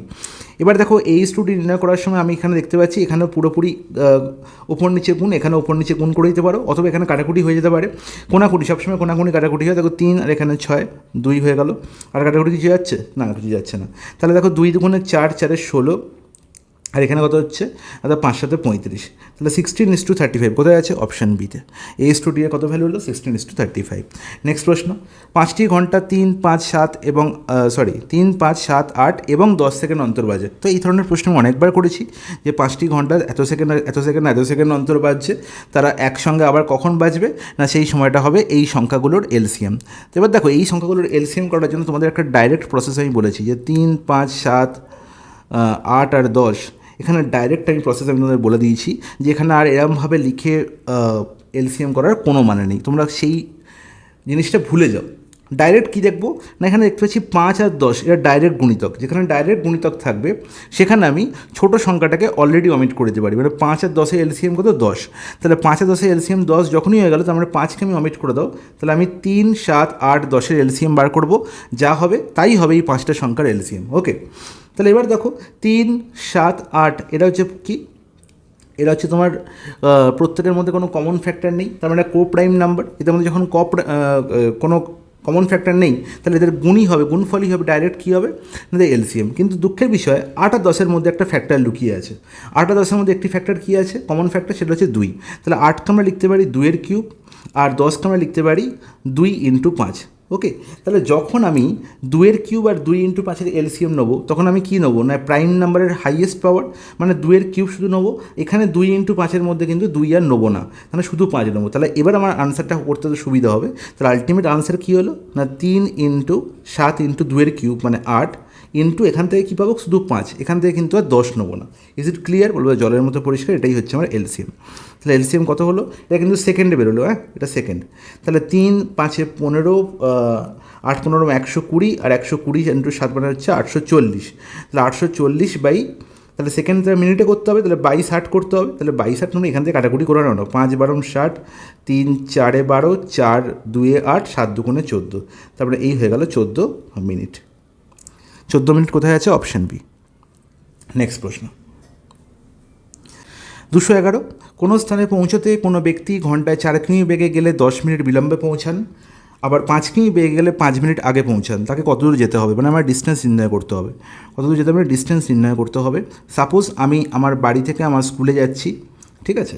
আমার নর্মালি একটা স্পিডে গেলে, সাপোজ একটা যে কোনো স্পিডে গেলে আমার সময় লাগে নর্মালি টাইম লাগে, ঠিক আছে, বাড়ি থেকে স্কুলে যেতে। কিন্তু যখন আমি 4 কিমি/আওয়ার বেগে যাচ্ছি, তখন আমার কী লাগছে না 10 মিনিট বিলম্বে পড়বে, 10 মিনিট বেশি লাগছে, 10 মিনিট আমার সময় বেশি লাগছে, মানে T+10 টাইম লাগছে। আর যখন 5 কিমি/আওয়ার বেগে যাচ্ছি, তখন আমার কী লাগছে 5 মিনিট কম লাগছে, মানে T-5 টাইম লাগছে। ওকে, তাহলে যখন এই ধরনের কেস দেবে যে দুটো স্পিড দেওয়া আছে এবং দুটো স্পিডের ক্ষেত্রে একটায় লেট হচ্ছে, একটায় আর্লি হচ্ছে, তখন সেই ধরনের কেসের ক্ষেত্রে ডিস্টেন্স নির্ণয় করার জন্য আমার ডাইরেক্ট ফর্মুলা হচ্ছে S1 × S2, মানে দুটো স্পিডের গুণফল বাই এই দুই স্পিডের ডিফারেন্স, মানে 5 আর 4-এর ডিফারেন্স কত 1, বা S2 - S1 লিখতে পারি, বা যদি S1 বড় হয় S1 - S2 লিখতে পারি। তাই আমি ডিফারেন্স সাইন দিলাম। ডিফারেন্স মানে এদের মধ্যে যে গ্যাপটা নেবো, আমি কোনো প্লাস মাইনাস সাইন নেবো না, ইন্টু টাইম ডিফারেন্স। এবার এই টাইম ডিফারেন্স নির্ণয় করবো কী করে? খুব ভালো করে মনে রাখবে যে যখন লেট আর আর্লি থাকবে, মানে একটা প্লাস একটা মাইনাস, মানে একটা আর্লি হচ্ছে একটা লেট হচ্ছে, তখন সবসময় এদের মধ্যে গ্যাপ কী হবে না লেট প্লাস আর্লি। সবসময় তখন কী করব? অ্যাডিশন করব, যোগ করব, অ্যাড করব। প্রথমে লেট পরে আর্লি হলে সেক্ষেত্রেও অ্যাড করব টাইম গ্যাপ নির্ণয় করার জন্য। দুটোই লেট হলে কি করব? সাবস্ট্রাক্ট করব ডিফারেন্স নির্ণয় করার জন্য। ওকে, আর দুটোই যদি আর্লি হয় তাহলেও আমি কি করব? সাবস্ট্রাক্ট করব। মাথায় রাখবে। তাহলে এই 4টে কেস খুব ভালো করে মাথায় রাখবে, তাহলে কিন্তু এই ধরনের প্রশ্নে কখনো ভুল হবে না টাইম ডিফারেন্স নির্ণয় করার জন্য। তাহলে এখানে দেখো 10 আর্লি প্লাস মাইনাস আছে, তাহলে আমি ডিফারেন্স কী করে নির্ণয় করবো? যোগ করে, হ্যাঁ কি না? তাহলে 10 + 5 যোগ করে 15 হয়ে যাবে। তাহলে 4 আর 5-এর গুণফল মানে 20, 4 আর 5-এর মধ্যে ডিফারেন্স হচ্ছে 1। এবার টাইম ডিফারেন্স কত হলো? 10 + 5 15। এবার 15টা কিসে আছে? দেখো মিনিটে আছে, এখানেও 5 মিনিট, এখানেও হচ্ছে 10 মিনিট। এটা কী আছে? মিনিটে আছে। তাহলে মিনিটে যদি থাকে আমায় ঘন্টায় ট্রান্সফার করতে হবে, কারণ এখানে কিলোমিটার/আওয়ার, এখানেও কিলোমিটার/আওয়ার। ঘন্টায় ট্রান্সফার করবো কী করে? 60 দিয়ে ভাগ করে, দ্যাটস ইট। 20 × 3 = 60, 3 × 5 = 15, তাহলে হয়ে গেল কি 5 কিলোমিটার হচ্ছে আমার distance. It is the right answer. 212, কোনো ক্রিকেট খেলোয়াড় 17তম বারের খেলায় 85 রান করলে তার রানের গড় পূর্বের 16 বারের রানের গড় অপেক্ষা 3 বাড়ল। অসাধারণ একটি প্রশ্ন, এবং এই প্রশ্নটার আমি ম্যাজিক তোমাদের দেখাবো। এবং তোমাদের যখন এই ধরনের প্রশ্ন সলভ করতে হবে, আমার কথা মনে করতে হবে। তোমায় কি মনে করতে হবে? যে অ্যাভারেজের প্রশ্ন কখনো আমাকে এক্স ধরে করলে হবে না। আমার গল্প কি না 85 রান সে করেছে, 17th ইনিংস শেষে 85 রান করেছে। তার মানে সে কিছু জিনিস নিয়ে এসছে দলের মধ্যে, ঠিক আছে। এই 16তম খেলা অবধি বা 16তম ইনিংস অবধি, মানে ব্যাপারটা হচ্ছে এরকম, ভালো করে আবার বুঝিয়ে দিচ্ছি, ভালো করে বুঝে নাও। 1 থেকে 16 এতগুলো ইনিংস খেলা হয়ে গেছে, 1 থেকে 16 এতগুলো ইনিংস খেলা হয়ে গেছে। 17তম ইনিংসে এসে সে 85 রান করেছে, এবং এর জন্য তার গড় অপেক্ষা তার গড় কী হয়েছে? 3 বেড়ে গেছে। তার মানে এই 17th ইনিংসে সে কিছু বেশি জিনিস নিয়ে এসছে, হ্যাঁ কি না? কিছু বেশি জিনিস নিয়ে এসছে, এবং যার জন্যই সেই জিনিসটা যতটা বেশি নিয়ে এসছে সেটা সবার মধ্যে, মানে 17 জনের মধ্যে ভাগ করে দেওয়াতে প্রত্যেকে 3 করে বেশি পেয়েছে। প্রত্যেকে 3 করে বেশি পেয়েছে, হ্যাঁ কি না বলো? একদম ঠিক। তাহলে প্রত্যেকে 3 করে বেশি পেয়েছে মানে কত বেশি পেয়েছে? 17 × 3 মানে 51 সে বেশি নিয়ে এসছে। এটা মাথায় রাখতে হবে যে 51 সে বেশি নিয়ে এসছে, হ্যাঁ কি না বলো? একদম ঠিক, সে 51 সে বেশি নিয়ে এসছে। তার মানে কতটা অ্যাকচুয়ালি গড় ছিল আমি কী করে বার করবো? এই যে 51 সে বেশি নিয়ে এসছে, এর মানে 85 থেকে যদি 51 বিয়োগ করে দিই তাহলে তুমি বলবে 34 ছিল আমার এই 16 অবধি গড়। এই 16 অবধি গড় কত ছিল? 34 ছিল। তাহলে এখানে যদি শুধু 34ই আনতো তাহলে গড় 34ই থাকতো, কিন্তু না, সে 85 নিয়ে এসছে। তাহলে এই যে ডিফারেন্স 51, সেই 51টা সবার মধ্যে মানে 17 জনের মধ্যে ভাগ করে দেওয়াতে প্রত্যেকের কাছে 3 বেশি এসছে, এবং প্রত্যেকের কাছে 3 বেশি এসছে মানে 17তম ইনিংস অবধি গড় কত হয়েছে না 34 + 3 37। এটাই তার বর্তমান গড়। তাহলে 17 বার খেলার পর তার রানের গড় কী হলো দাদা? 37। Option B correct answer. তাহলে বোঝা গেল? বলবে না বোঝা গেলে আমাকে আবার বলবে, আমি আবার বলবো, কিন্তু এই প্রসেস তোমাকে ফলো করতে হবে। যতক্ষণ না ফলো করবে ততক্ষণ তোমার গড়ের অঙ্ক কিন্তু মুখে মুখে হবে না। নেক্সট প্রশ্ন, 213 নম্বর প্রশ্ন বলছে এ এবং বি দুজনে মিলে একটি কাজ 15 দিনে করতে পারে। অনেকবার এই ধরনের প্রশ্ন করিয়েছি। এ একা সেই কাজটি 18 দিনে করতে পারলে বি একা কত দিনে করবে? ডাইরেক্ট আনসার, বি একা কত দিনে করবে দাদা? 15 × 18 বাই 18 - 15 3, 3 × 5 = 15, 5 × 18 = 90। That's it. অপশান কোথায়? অপশান এ হয়ে গেল কারেক্ট আনসার। নেক্সট প্রশ্ন, এ 1800 টাকা কিছুদিনের জন্য, বি 1000 টাকা 9 মাসের জন্য কোনো ব্যবসায় খাটালো।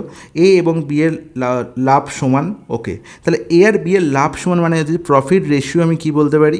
এটা এই কথাটা আমার ভালো করে মনে রাখতে হবে যে প্রফিট রেশিও যখন লাভ সমান তখন কত হচ্ছে এ আর বি এর? দাদা 1:1। দাদা 1:1। তার মানে কি 1:1 মানে কি? আমি কী করে পাই লাভ? কী করে পাই লাভ? কী করে পাই না? তার বিনিয়োগ আর টাইমের গুণফল। তার বিনিয়োগ কত করছে এ বিনিয়োগ করছে 1800 টাকা কত মাসের জন্য? কিছু দিনের জন্য বলেছে। এখানে 9 মাসে, তাহলে এখানেও মাস ধরলাম এক্স মাসের জন্য। ওকে, আর এখানে 1000 টাকা করছে ভদ্রলোক, 1000 টাকা করছে সে কত মাসের জন্য? না 9 মাসের জন্য। ওকে, আমি বলেছি এখানে শূন্য, যদি শূন্য কমন থাকবে সেই শূন্য লেখার প্রয়োজন নেই, কারণ রেশিও নির্ণয় করছি। তার মানে এই দুটো শূন্য লেখা বেকার, বৃথা। ওকে, = কত? 1/1। বা বলতে পারি 18 × x, এটা এক লাইনে বলতে পারি, = 10 × 9। Is it clear? জলের মতো পরিষ্কার। তাহলে এক্সের ভ্যালু কিন্তু 2, এখানে 2 আর 5 10। তাহলে আলটিমেট এক্সের ভ্যালু কত? 5 মাস। অপশান এ হয়ে গেল কারেক্ট আনসার। নেক্সট প্রশ্ন, 49 ও কোনো রাশির অনুপাত সেই রাশি ও 81 অনুপাতের সমান। এর মানে কি? কোনো রাশি ধরে নাও এক্স, তাহলে এখানেও এক্স হবে। তাহলে 49-এর সঙ্গে এক্সের যা রেশিও, এক্সের সঙ্গে 81-এর তাই রেশিও। এটা হচ্ছে অ্যাকচুয়াল প্রপোর্শনের গল্প। এই প্রপোর্শনটা বলে দেওয়া হয়েছে। তাহলে এখানেও এক্স, এখানেও এক্স, তার মানে এক্সকে আমরা কী বলতে পারি? এক্স আমরা বলতে পারি মধ্য সমানুপাতি। আর মধ্য সমানুপাতির ভ্যালু নির্ণয় করতে হয় কী করে? না রুট ওভার অফ ফার্স্ট সমানুপাতি ইন্টু ফোর্থ সমানুপাতি করে, তাই তো? তার মানে হচ্ছে 49 × 81। বলো 49-এর রুট করলে কত? 7, 81 মানে 9, 7 9 63। তাহলে এক্সের ভ্যালু কত? 63। অপশান বি হয়ে গেল কারেক্ট আনসার।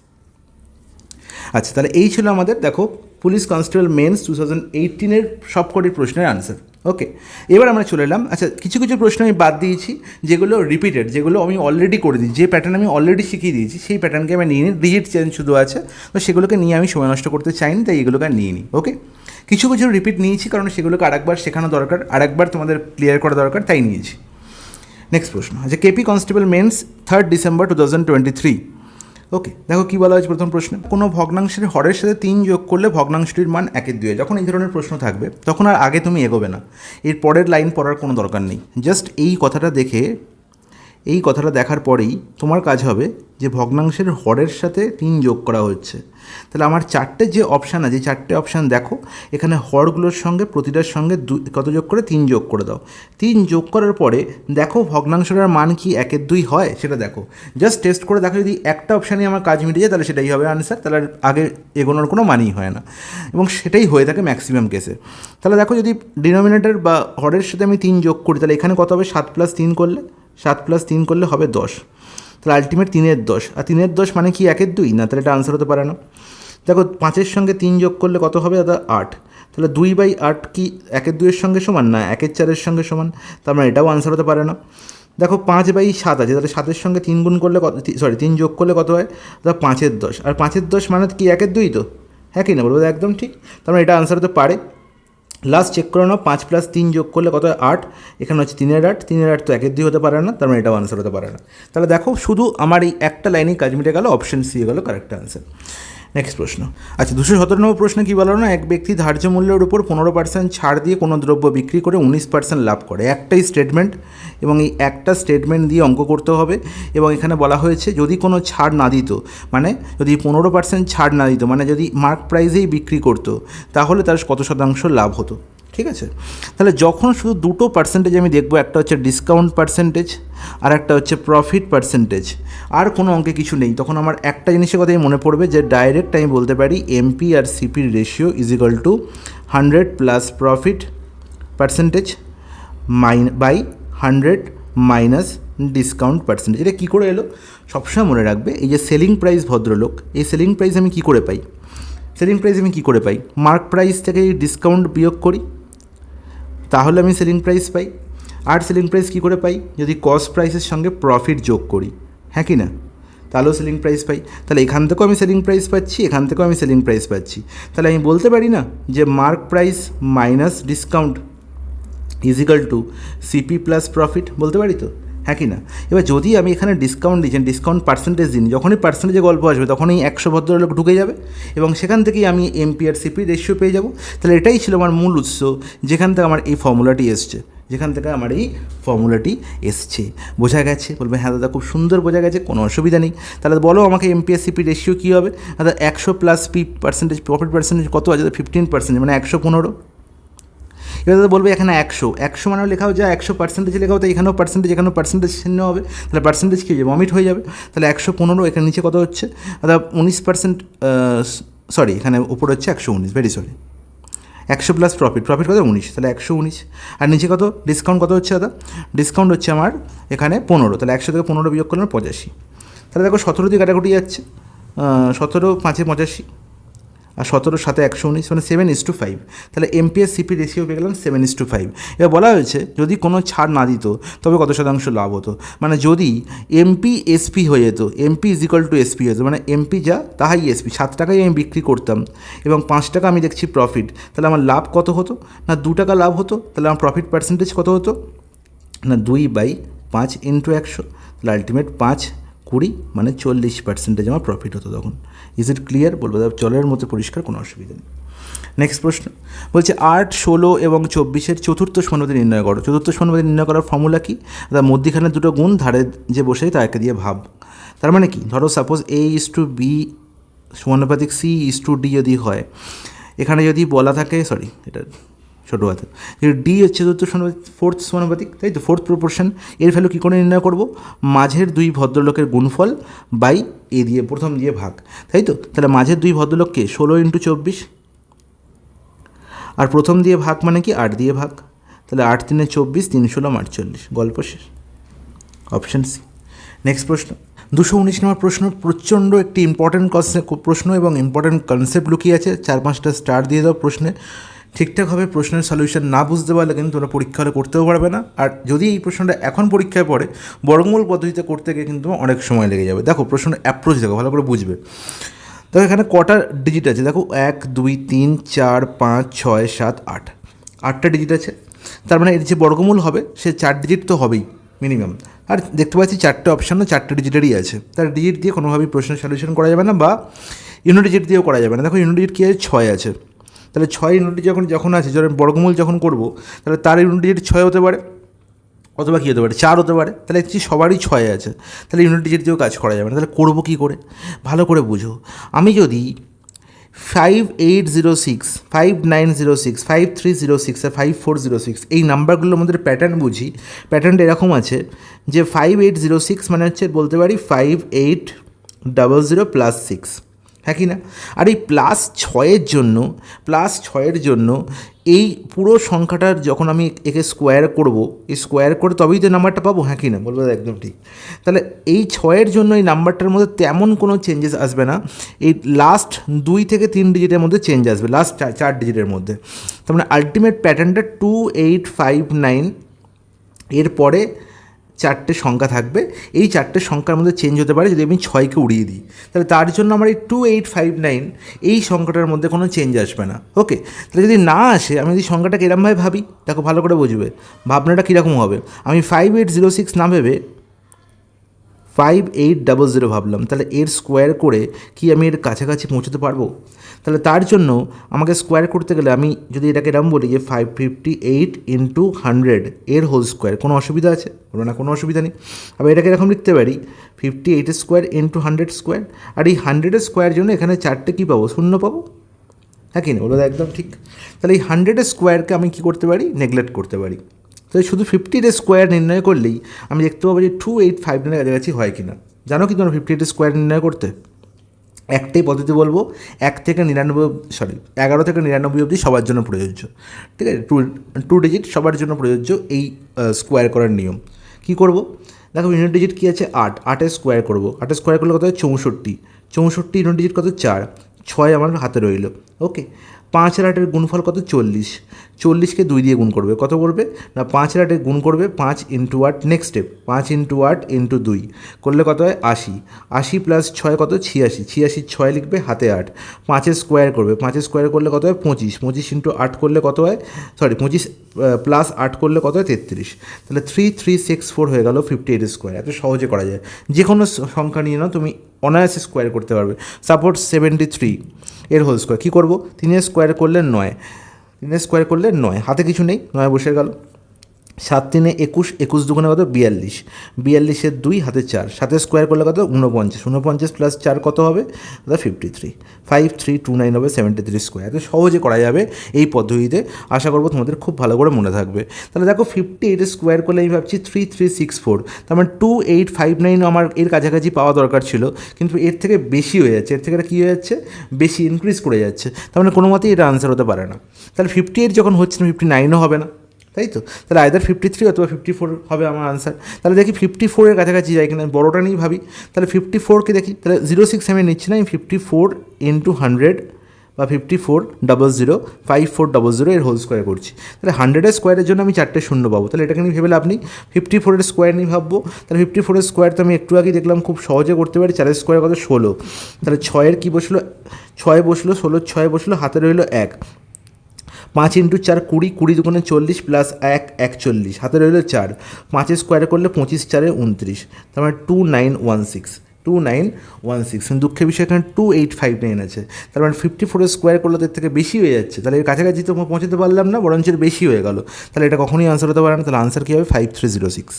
54-এ যখন হচ্ছে তাহলে 53-তে হবে, তেমন আর করার তো দরকার নেই। তাহলে এত সহজেই প্রশ্নের আনসার করা যায়, যেহেতু মাথায় রাখতে হবে যে অ্যাকচুয়াল অ্যাপ্রোচটা কী। অ্যাপ্রোচ করার জন্য আমার টাইম লাগলো, বোঝানোর জন্য তোমার কিন্তু অঙ্কটা করতে বেশিক্ষণ টাইম লাগবে না। আশা করি এই প্রশ্নটার আনসার 30 সেকেন্ডে দিতে পারো, যদি ঠিকঠাক অ্যাপ্রোচ বুঝতে পারো। ওকে, চলো 2359 এর নিকটতম পূর্ণবর্গ সংখ্যা, আরও একটা অসাধারণ প্রশ্ন। তাহলে যে প্রসেসে আমি একটু আগে স্কোয়ার করা শেখালাম, সেই প্রসেসটা কিন্তু মাথায় রাখবে, এটা কিন্তু এখানেও কাজে লাগবে। দেখো 2359 একটা পূর্ণবর্গ সংখ্যা নয়, বলছে এর কাছাকাছি পূর্ণবর্গ সংখ্যা। তার মানে যেটা আনসার হবে সেটা পূর্ণবর্গ সংখ্যা হবে। আমরা জানি যে একটা পারফেক্ট স্কোয়ার নাম্বারের ইউনিট ডিজিট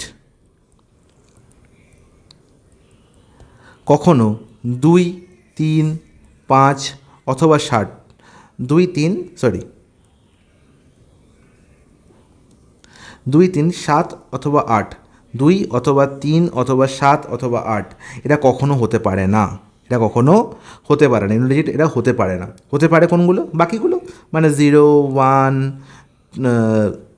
1 4 5 6 9 এটা হতে পারে, ঠিক আছে? এদের পাশে একটা বিগ রাইট আর এদের পাশে একটা কাটা, তাহলে এরা হতে পারে না। 2 3 7 8 আর 0 1 4 5 6 9 এরা হতে পারে। তাহলে দেখো তো এই চারটে অপশনের মধ্যে আমাকে পূর্ণবর্গ সংখ্যা বা পারফেক্ট স্কোয়ার নাম্বার খুঁজতে হবে। তাহলে যার ইউনিট ডিজিট 2 3 7 8 হতে পারে না, তাহলে দেখতে পাচ্ছি এখানে ইউনিট ডিজিট কত আছে? 8 আছে, তাহলে হতে পারে না। এখানে কত? 2 আছে, তাহলে হতে পারে না। বাকি রইল 2 3 0 4 2 4 0 1। এবার তোমার আসবে সমস্যা। দাদা দুজোখানা সমস্যার মধ্যে ফেঁসে গেলাম, এবার কি করবো দাদা? এবার আমি করতে লাগবে কি দাদা? 2359 এর কাছাকাছি যখন 4 ডিজিট আছে, 4 ডিজিট মানে 99-এর মধ্যে কোনো একটা গল্প আছে, কারোর একটা স্কোয়ার আমার ভাবতে হবে। দাদা 2359 এর কাছাকাছি পূর্ণবর্গ সংখ্যা আমরা সবাই জানি 2500, যেটা হচ্ছে কি 50-এর স্কোয়ার। 50 স্কোয়ার, তার মানে 50 থেকে ছোটো একটা নাম্বার, এই দুটোর মধ্যে যে কোনো একটা পূর্ণবর্গ সংখ্যা যেটা 2500 ছোটো, তার মানে এই দুটো সংখ্যার মধ্যে সেটাই হবে আনসার যেটা 50 কোনো একটা ছোটো সংখ্যার স্কোয়ার। তাহলে আমি দেখতে পাচ্ছি 04 খুব ছোটো নয়, 50 থেকে 2-3 ছোটো, মানে আলটিমেট 46 থেকে 50-র মধ্যে গল্প আছে। এদের স্কোয়ার করে আমি 2304 অথবা 2401 পাই। আমি কিন্তু চোখ বন্ধ করে আমি বলতে পারি আনসার কী হবে, কিন্তু তোমাকে জানতে হবে যে স্কোয়ারটা পেলাম কী করে, নির্ণয় করলাম কী করে। অর্থাৎ 50-র আগের সংখ্যা 49, এবার আমি দেখব 49 আর 48-এর গল্প কেন দেখবো। আর দেখতে পাচ্ছি এখানে ইউনিট ডিজিট কী আছে 1, এখানে 4, তাহলে 50-র থেকে জাস্ট ছোটো 46-এর মধ্যে 9-এর স্কোয়ার করলে আমি দেখতে পাচ্ছি ইউনিট ডিজিট 1 পাবো, আর এখানে 8-এর স্কোয়ার করলে ইউনিট ডিজিট 4 পাবো। তাহলে এদের মধ্যে যে কোনো একটা আনসার হবে। অর্থাৎ 49-এর স্কোয়ার করলে কত, একটু আগেই শিখেছি, 9-এর স্কোয়ার করলে 81, 81-র 1 বসলো, হাতে 8, তাহলে 4 9 36, 36 দুগুণে 72, 72 8-এ কত 80, 80 0 হাতে 8, 4-এর স্কোয়ার 16, 8-এ 24, 2401, তার মানে 2401 হচ্ছে কত 49 স্কোয়ার। তাহলে একেও দেখে নাও, 48 স্কোয়ার করলে কী হচ্ছে, তাহলে 8 স্কোয়ার করলে 64, হাতে 6, 4 8-এ 32, আর 6 38-এর কী করলাম, সরি 4 8-এ 32, 32 দুগুণে 64, আর 6 70, 70-এর 0 হাতে 7, তাহলে হাতের 7, 4-এর স্কোয়ার 16, 16-এর সাথে কত যোগ করলে কত 23, 2304, এই হচ্ছে 48 স্কোয়ার।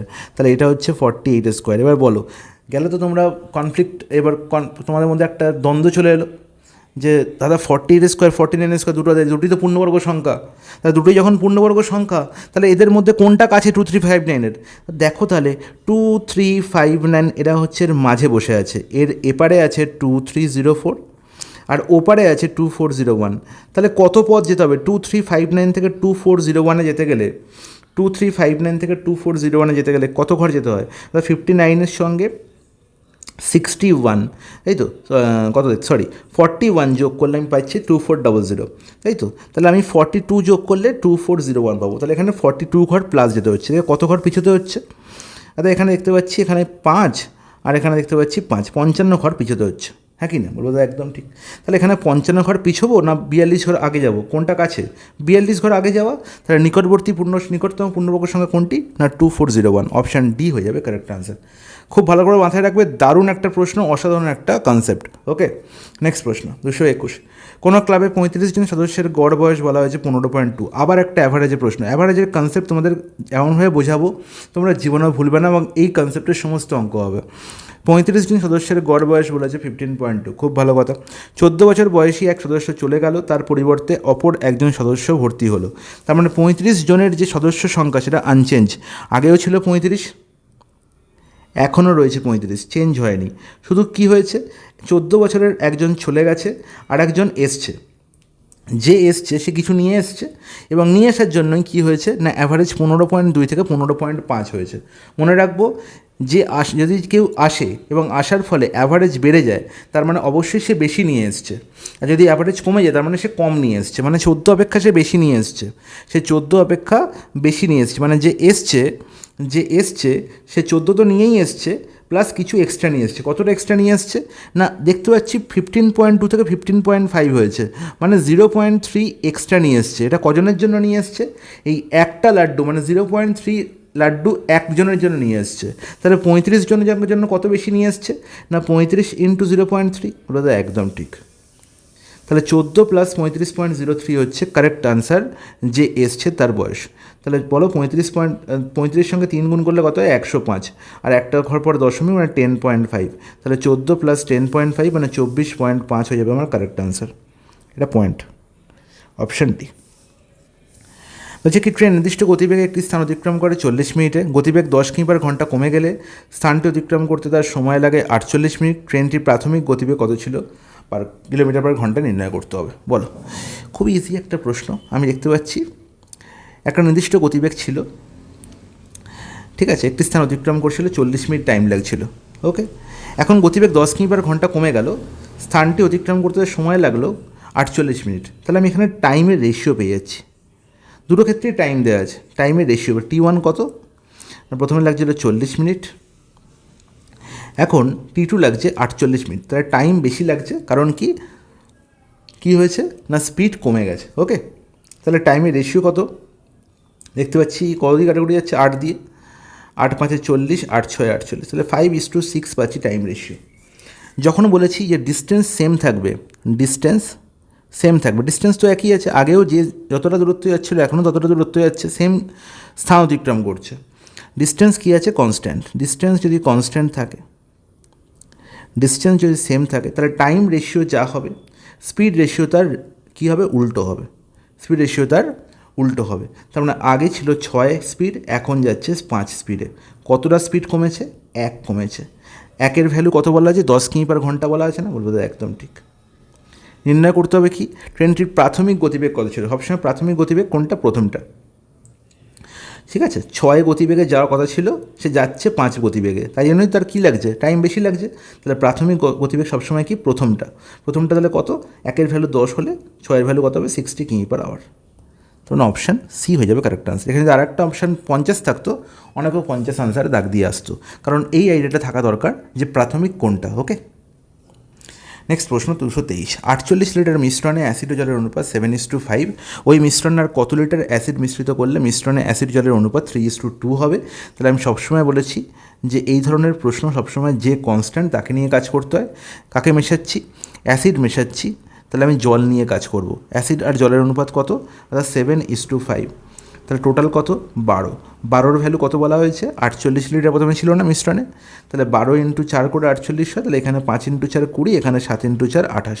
তাহলে অ্যাসিড আগে ছিল 28 এবং ওয়াটার ছিল 20। ওকে, এবার বলা হয়েছে কত লিটার অ্যাসিড মিশিয়েছি। অ্যাসিড মিশিয়েছি সামান্য, এখন অনুপাত কী হয়ে গেছে? 3:2 হয়ে গেছে। 3:2 হয়ে গেছে, কিন্তু দাদা ওয়াটার তো একই আছে, 20 ছিল, এখনও 20 আছে। তাহলে 2-এর ভ্যালু 20 হলে কত গুণ দাদা? 10 গুণ। তাহলে এখানে 3-এর ভ্যালু কত হবে? 10 গুণ করলে দাদা 30 হবে। তার মানে আগে 28 ছিল আমার অ্যাসিড, এখন হয়েছে 30। কত লিটার ইনক্রিজ করেছে? 2 লিটার। তাহলে কত লিটার আমি অ্যাসিড মেশালাম? 2 লিটার। অপশান সি হয়ে গেল কারেক্ট অ্যান্সার। 224 নম্বর প্রশ্ন, অসাধারণ আর একটা প্রশ্ন। দেখো কী বলা হয়েছে? একটি ট্যাঙ্ক এ ও বি নল দ্বারা ভর্তি হয় ও সি নল দ্বারা খালি হয়। ঠিক আছে, তাহলে এ আর বি হচ্ছে দুটো এমন নল যারা কী করছে? ভর্তি করছে। আর সি একটা নল আছে, সে কী করছে? খালি করছে। খুব ভালো কথা বলছে, এ ও বি নল যথাক্রমে 72 ও 90 মিনিটে ট্যাঙ্কটি ভর্তি করে। তার মানে এ ভর্তি করে 72 মিনিটে আর বি ভর্তি করে 90 মিনিটে। ওকে, ওই সব কটা নল একসঙ্গে খোলা থাকলে ট্যাঙ্কটি 2 ঘন্টায় ভর্তি হয়।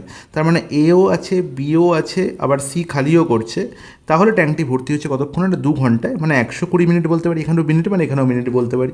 এবার আমি কী করবো? এলসিএম করবো। 72, 90 আর 120, এর এলসিএম আমি মুখোমুখি বলতে পারি 360।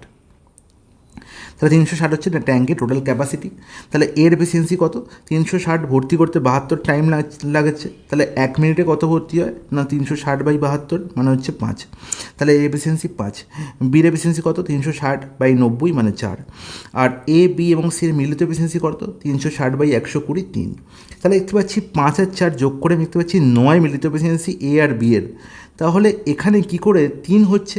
এ আর বি আর সি যোগ করে, কিন্তু আবার সি তো মাইনাস, সি তো খালি করে, তার মানে 9-এর থেকে কিছু একটা বিয়োগ করে 3 হয়। এবার 9-এর থেকে কত বিয়োগ করে 3 হয়? নিহল দাদা 6। তার মানে আমি পেয়ে গেলাম সির এফিসিয়েন্সি কত? 6 পেয়ে গেলাম। তাহলে এফিসিয়েন্সি আমি পেয়ে গেলাম এ আর বি এর এবং সি এর। এবার দেখতে পাচ্ছি বলা হয়েছে এ ও বি নল একত্রে 12 মিনিট চালানো হয়েছে। তাহলে এ আর বি যদি একত্রে চালু থাকে তাহলে 1 মিনিটে 9 ইউনিট ভর্তি হয়। তাহলে 12 মিনিটে 9 × 12 108 ইউনিট ভর্তি হবে না? বলবো একদম ঠিক। তারপরে বন্ধ করে দেওয়া হয়েছে, বন্ধ করে সি নলটি চালানো হলো, তাহলে ট্যাঙ্কটি কত মিনিটে খালি হবে? তাহলে এরপরে তোমরা যে স্টেপটা করো সাধারণত যারা মানে যে কোনো স্টুডেন্ট এটাই করে থাকে, যে 360 টোটাল হচ্ছে ক্যাপাসিটি, 108 ভর্তি হয়েছে, তাহলে 360 মাইনাস 108 করি, তারপর সেটাকে সি এর এফিসিয়েন্সি দিয়ে ভাগ করে দিই, তাহলে কিন্তু আনসার জীবনেও আসবে না। এটা কিন্তু বিশাল বড় একটা ব্লান্ডার ভুল। আমি যখন কী করছি না, পুরো খালি আছে ট্যাঙ্কটা, তখন থেকে এ আর বি নলকে চালিয়েছি, 12 মিনিট চালিয়েছি, দিয়ে ভর্তি করেছি, দিয়ে সি নল চালু করেছি। তার মানে যতটা এখন ভর্তি হয়েছে ততটাই খালি করবে সি, তাহলে 360-এর আর কোনো কাজ নেই।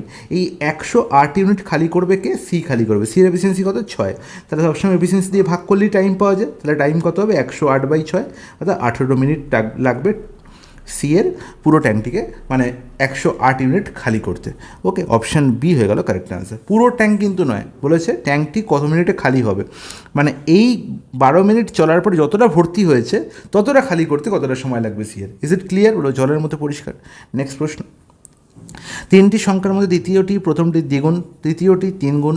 আচ্ছা, 3টি সংখ্যার মধ্যে গল্প বলা হয়েছে একটা, এই গল্পটা আমি আগেও বলেছি, এই ধরনের প্রশ্ন আমি আগেও করেছি, যে তিনটে সংখ্যার মধ্যে দ্বিতীয়টি বলা হয়েছে প্রথমটির দ্বিগুণ।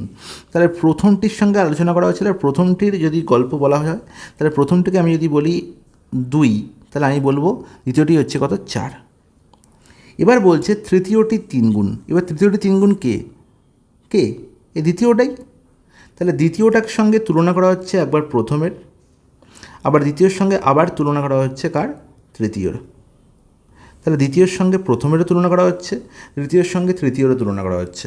তাহলে এই ধরনের কেসে আমি কখনোই এই প্রথম স্টেটমেন্টটা দেখে দ্বিতীয়টি প্রথমটির দ্বিগুণ, তাহলে প্রথমটিকে আমি 2 ধরলাম পরেরটা 4, বা প্রথমটিকে 1 ধরলাম পরেরটা 2, কখনো করব না। আমি ডাইরেক্ট তৃতীয় চলে যাব। তৃতীয়ই কী বলা হয়েছে, তৃতীয়টি বলা হয়েছে দ্বিতীয়টি 3 গুণ, দ্বিতীয়টিকে বলা হয়েছে তৃতীয়টি 3 গুণ। তার মানে তৃতীয়টাকে 3 গুণ করলে কী পাওয়া যায়, দ্বিতীয়টা পাওয়া যায়। আর প্রথমটাকে দ্বিগুণ করলে আমি কি পাই, দ্বিতীয়টা পাই। হ্যাঁ কি না বলবো, একদম ঠিক। যখনই বলবে এরকম, তখন এই 3 আর 2 এর গুণফল কত, 6 ধরে নেবো দ্বিতীয় সংখ্যাটি। তাহলে তৃতীয় সংখ্যাটা আমি কী ধরলাম, 6 ধরতে পারো বা 6x ধরতে পারো, হোয়াট এভার ইউ ওয়ান্ট। তাহলে যদি 6x হয়, তাহলে দ্বিতীয়টি আমি কী করে পেয়েছি না, প্রথমটাকে 2 গুণ করে, তাহলে প্রথমটাকে 2 গুণ করে যদি 6x পাই, তাহলে প্রথমটা কী হবে, 6x এর 2 ভাগ, তার মানে কত হবে, 3x। আর তৃতীয় সংখ্যাটাকে 3 গুণ করে আমি দ্বিতীয়টাকে পেয়েছি, মানে 6x পেয়েছি। তাহলে তৃতীয়টা কী করে পাবো না, 3 ভাগ করে কাকে, 6xকে, তাহলে 6xকে 3 ভাগ করলে কত হবে, 2x হবে। তাহলে ব্যাস পেয়ে গেলাম। তাহলে এবার বলো প্রথম, দ্বিতীয় আর তৃতীয়র রেশিও কী হবে। প্রথম সংখ্যা পেয়ে গেছি আমি 3x, মানে 3 শুধু লিখব। দ্বিতীয় সংখ্যা আমি পেয়ে গেছি 6x, আর তৃতীয় সংখ্যা আমি পেয়ে গেছি 2x, মানে 2। তাহলে 3:6:2 হচ্ছে আমার তিনটে সংখ্যার রেশিও। তিনটে সংখ্যার রেশিও কী হলো না, 3:6:2।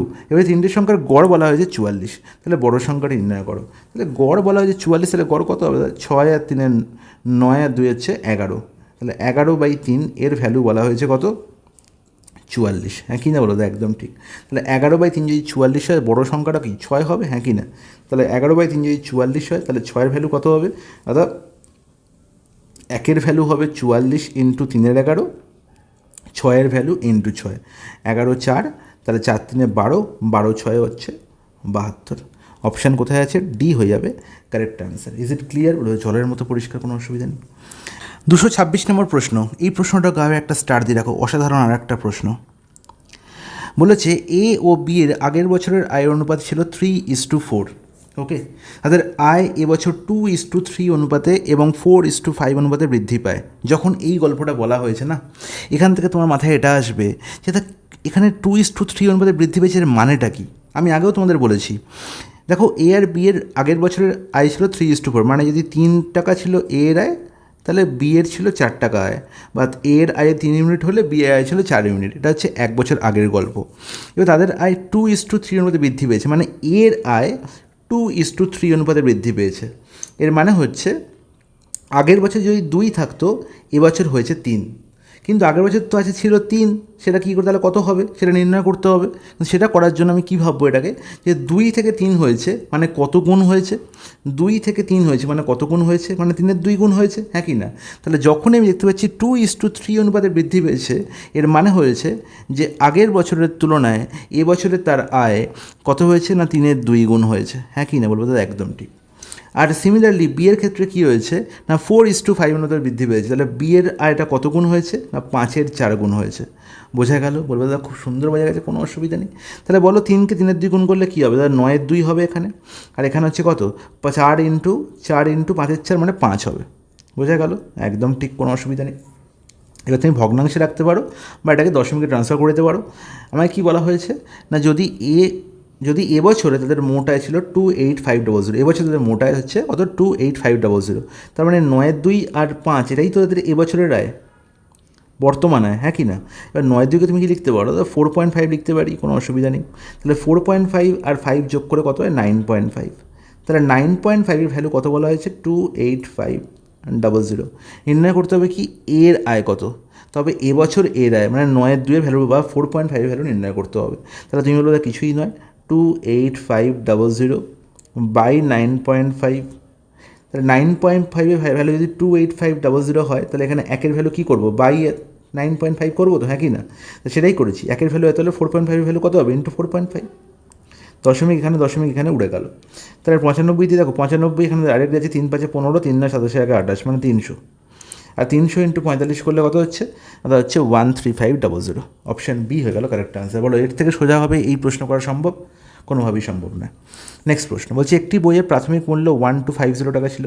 পরপর 3বার বইটির মূল্য 10%, 20%, 40% হ্রাস পেলে বইটির অন্তিম মূল্য কত হবে? যখন এই ধরনের প্রশ্ন দেবে আমি কী করব? ফ্র্যাকশন ভ্যালু নির্ণয় করবো। 10-এর ফ্র্যাকশন ভ্যালু কত? 1/10। মানে 10 যদি জিনিসটার ভ্যালু থাকতো সেটা 1 কমেছে, তার মানে 9 হয়েছে, হ্যাঁ কি না? তার মানে আলটিমেট 1250 যে জিনিসটার ভ্যালু ছিল সেটা প্রথমবার 10% কমার জন্য 9-এর 10 গুণ হলো। সেকেন্ডবার আরও 20% কমলো। 20%-এর ফ্র্যাকশন ভ্যালু কত? 1/5। তার মানে 5 যার ভ্যালু ছিল তাতে 1 কমেছে, মানে হয়েছে কত? 4। তার মানে দ্বিতীয়বার কমার পর জিনিসটার ভ্যালু কত হলো? ইন্টু 4/5। তৃতীয়বার 40% হ্রাস পেল। 40%-এর ফ্র্যাকশন ভ্যালু কত? অর্থাৎ 20% 2/5 হলে 40% কত হবে? অর্থাৎ 40% হবে 4/5, হ্যাঁ কি না? তাহলে 5-এ 4 কমলে হয়ে গেল কত? 1, হ্যাঁ কি না? বলো 1/5, তাহলে 1/5 গুণ হয়েছে। আচ্ছা এখানে কিছুটা গন্ডগোল, সরি, ভেরি সরি। 20%-এর ভ্যালু 1/5, তাহলে 40% হবে 2/5, ভেরি সরি। তাহলে জিনিসটার ভ্যালু ছিল 5, সেটা 2 কমেছে, মানে 3/5 গুণ হয়েছে। তাহলে আলটিমেট লাস্ট টাইম 40% হ্রাস পাওয়ার পরে কত গুণ হলো? না 3/5 গুণ হয়ে গেল প্রাইস। তাহলে আলটিমেট অন্তিম মূল্য হয়ে যাবে এটা। এর থেকে সেভাবে এই প্রশ্ন করা সম্ভব নয়। এক লাইনে আনসার শেষ। 5 5-এ 25, আর এই শূন্য ক্যান্সেল আউট হয়ে গেছে। 25 5-এ 125, 5 4-এ 20, 9-এ 180, 3-এ 540। অপশান ডি হয়ে গেল কারেক্ট আনসার। নেক্সট প্রশ্ন। আচ্ছা 228 নম্বর প্রশ্ন বলছে 8 জন পুরুষ বা 12 জন মহিলা 30 দিনে 12,000 টাকা উপার্জন করে। তাহলে যখনই দেখবো নেট ইনকাম, টোটাল ইনকাম বলা আছে, তখন সেটা হয়ে যাবে কি? ওয়ার্ক। তার মানে এতটা কাজ করছে, এত টাকা উপার্জন করছে, মানে এতটা কাজ করছে, তারা এত টাকার কাজ করছে। 30 দিন হচ্ছে দিন সংখ্যা দেওয়া আছে। আর এখানে কি বলা হয়েছে না 8 জন পুরুষ 8 মেন = 12 ওমেন। ওকে, তার মানে এখানে ম্যান আর ওমেনের এফিসিয়েন্সি পেয়ে গেলাম 12/8, মানে হচ্ছে কত? 4 3-এ 12, 4 2-এ 8, 3/2। তাহলে আমি বলতে পারি যে 8 জন পুরুষ কাজ করা মানে হচ্ছে একজন পুরুষ এফিসিয়েন্সি কত? 3, মানে 24 এফিসিয়েন্সি কাজ করা। আর 12 জন মহিলা কাজ করা মানে 12 × 2, এখানেও 24 এফিসিয়েন্সি কাজ করা। তাহলে 24 এফিসিয়েন্সি নিয়ে ভাববো আমি এবার। আমি আর এই 8 জন পুরুষ আর 12 জন মহিলা এখানে ভাববো না। তাহলে 24 জন মহিলা, 24 এফিসিয়েন্সি এখানেও, 24 এফিসিয়েন্সি এখানেও, ইকুয়ালাইজ হয়ে গেল। তাহলে 24 এফিসিয়েন্সি যখন কাজ করছে, তারা 30 দিন কাজ করছে, কাজ হচ্ছে 1200, তাই তো? আমরা তাই তো জানি যে এফিসিয়েন্সি বা M1 × D1 by W1 = M2 × D2, sorry, × D2/W2, হ্যাঁ কি না? এটাই তো আমরা জানি, ছোটোবেলা থেকে জেনে আসছি, তাই করেছি। M1 লেখাও যা আর এফিসিয়েন্সি লেখাও তাই। 24 × 30/1200 = 20 জন পুরুষ আর 24 জন মহিলা। 20 জন পুরুষের এফিসিয়েন্সি কত? 20 দিনে 60 এফিসিয়েন্সি, আর 24 2 48 এফিসিয়েন্সি, হ্যাঁ কি না? তাহলে 60 + 48 মানে 108 এফিসিয়েন্সি নিয়ে কাজ করবে। কত? 5 দিন কাজ করবে। তাহলে ওয়ার্ক কতটা ওয়ার্ক হবে বা কত টাকা উপার্জন করবে সেটা নির্ণয় করতে হবে। তাহলে দেখো কাটাকুটি হয়ে যাচ্ছে, এখানে 3কে দিয়ে, এখানে 24, 5-এ 120। ওকে, এখানে 3, এখানে কাটাকুটি যাচ্ছে, কত? 3 3 × 9 36, হ্যাঁ কি না? তাহলে দেখো 36 × 25, তাহলে আমার জিজ্ঞাসা চিহ্নের ভ্যালু কত হলো? 36 × 25। বলো বোঝা গেছে? বলবো একদম বোঝা গেছে। 36-এর মধ্যে 4 লুকিয়ে আছে, 4 × 9 আবার গুণ করতে হয়। 4 25 100, 100 × 9 হচ্ছে 900। তারপরে 900 টাকা উপার্জন হবে। অপশান সি হবে কারেক্ট আনসার। নেক্সট প্রশ্ন, কোশ্চেন নাম্বার 229। 252,008 1260 1764 এর গসাগু নির্ণয় করো। বাবা যখন এই ধরনের প্রশ্ন বলবে আমি কিন্তু তুমদাম করে লিখে একদম ভাগ প্রক্রিয়া গসাগু একদম না, নির্ণয় করতেই যাব না। একটু চোখ চেয়ে দেখো, চোখ তৈরি করো। অঙ্ক করার আগে অঙ্কের চোখ তৈরি করা খুব দরকার। 252কে একটা কিছু সংখ্যা দিয়ে গুণ করলে ডাইরেক্ট 1008 হয়। কত দিয়ে গুণ করলে? বলো 4 দিয়ে গুণ করলে, হ্যাঁ কি না? 4 2 8, 4 25 100। তাহলে 4-এর একদম ডাইরেক্ট গুণিতক আছে 4। তাহলে যখন এরকম হবে ডাইরেক্ট গুণিতক থাকবে, এলসিএমের ক্ষেত্রে বড় সংখ্যাটি হয় এলসিএম, এইচসিএফের ক্ষেত্রে ছোট সংখ্যাটি হয় এইচসিএফ। তাহলে এই দুটো সংখ্যার এইচসিএফ আমি কী পেয়ে গেলাম? 252। তাহলে আমার 1008 কী হয়ে গেল? অমিট হয়ে গেল। এবার 252-র সঙ্গে 1260কে যদি আমি ভাবি, তাহলে দেখতে পাচ্ছি 252 থেকে 1260, এটাও আমি দেখতে পাচ্ছি যে এখানেও আমি দেখতে পাচ্ছি 5 গুণ আছে। দেখো 5 2 10 শূন্য, 25 5 125 আর 1 126। তাহলে যখন 5 গুণ আছে তার মানে এখানেও আমার HCF 252ই হবে, হ্যাঁ কি না? তাহলে এখানেও 252 রয়ে গেল, এ অমিট হয়ে গেল। 252 সঙ্গে 1764 এর কি রেশিও আছে?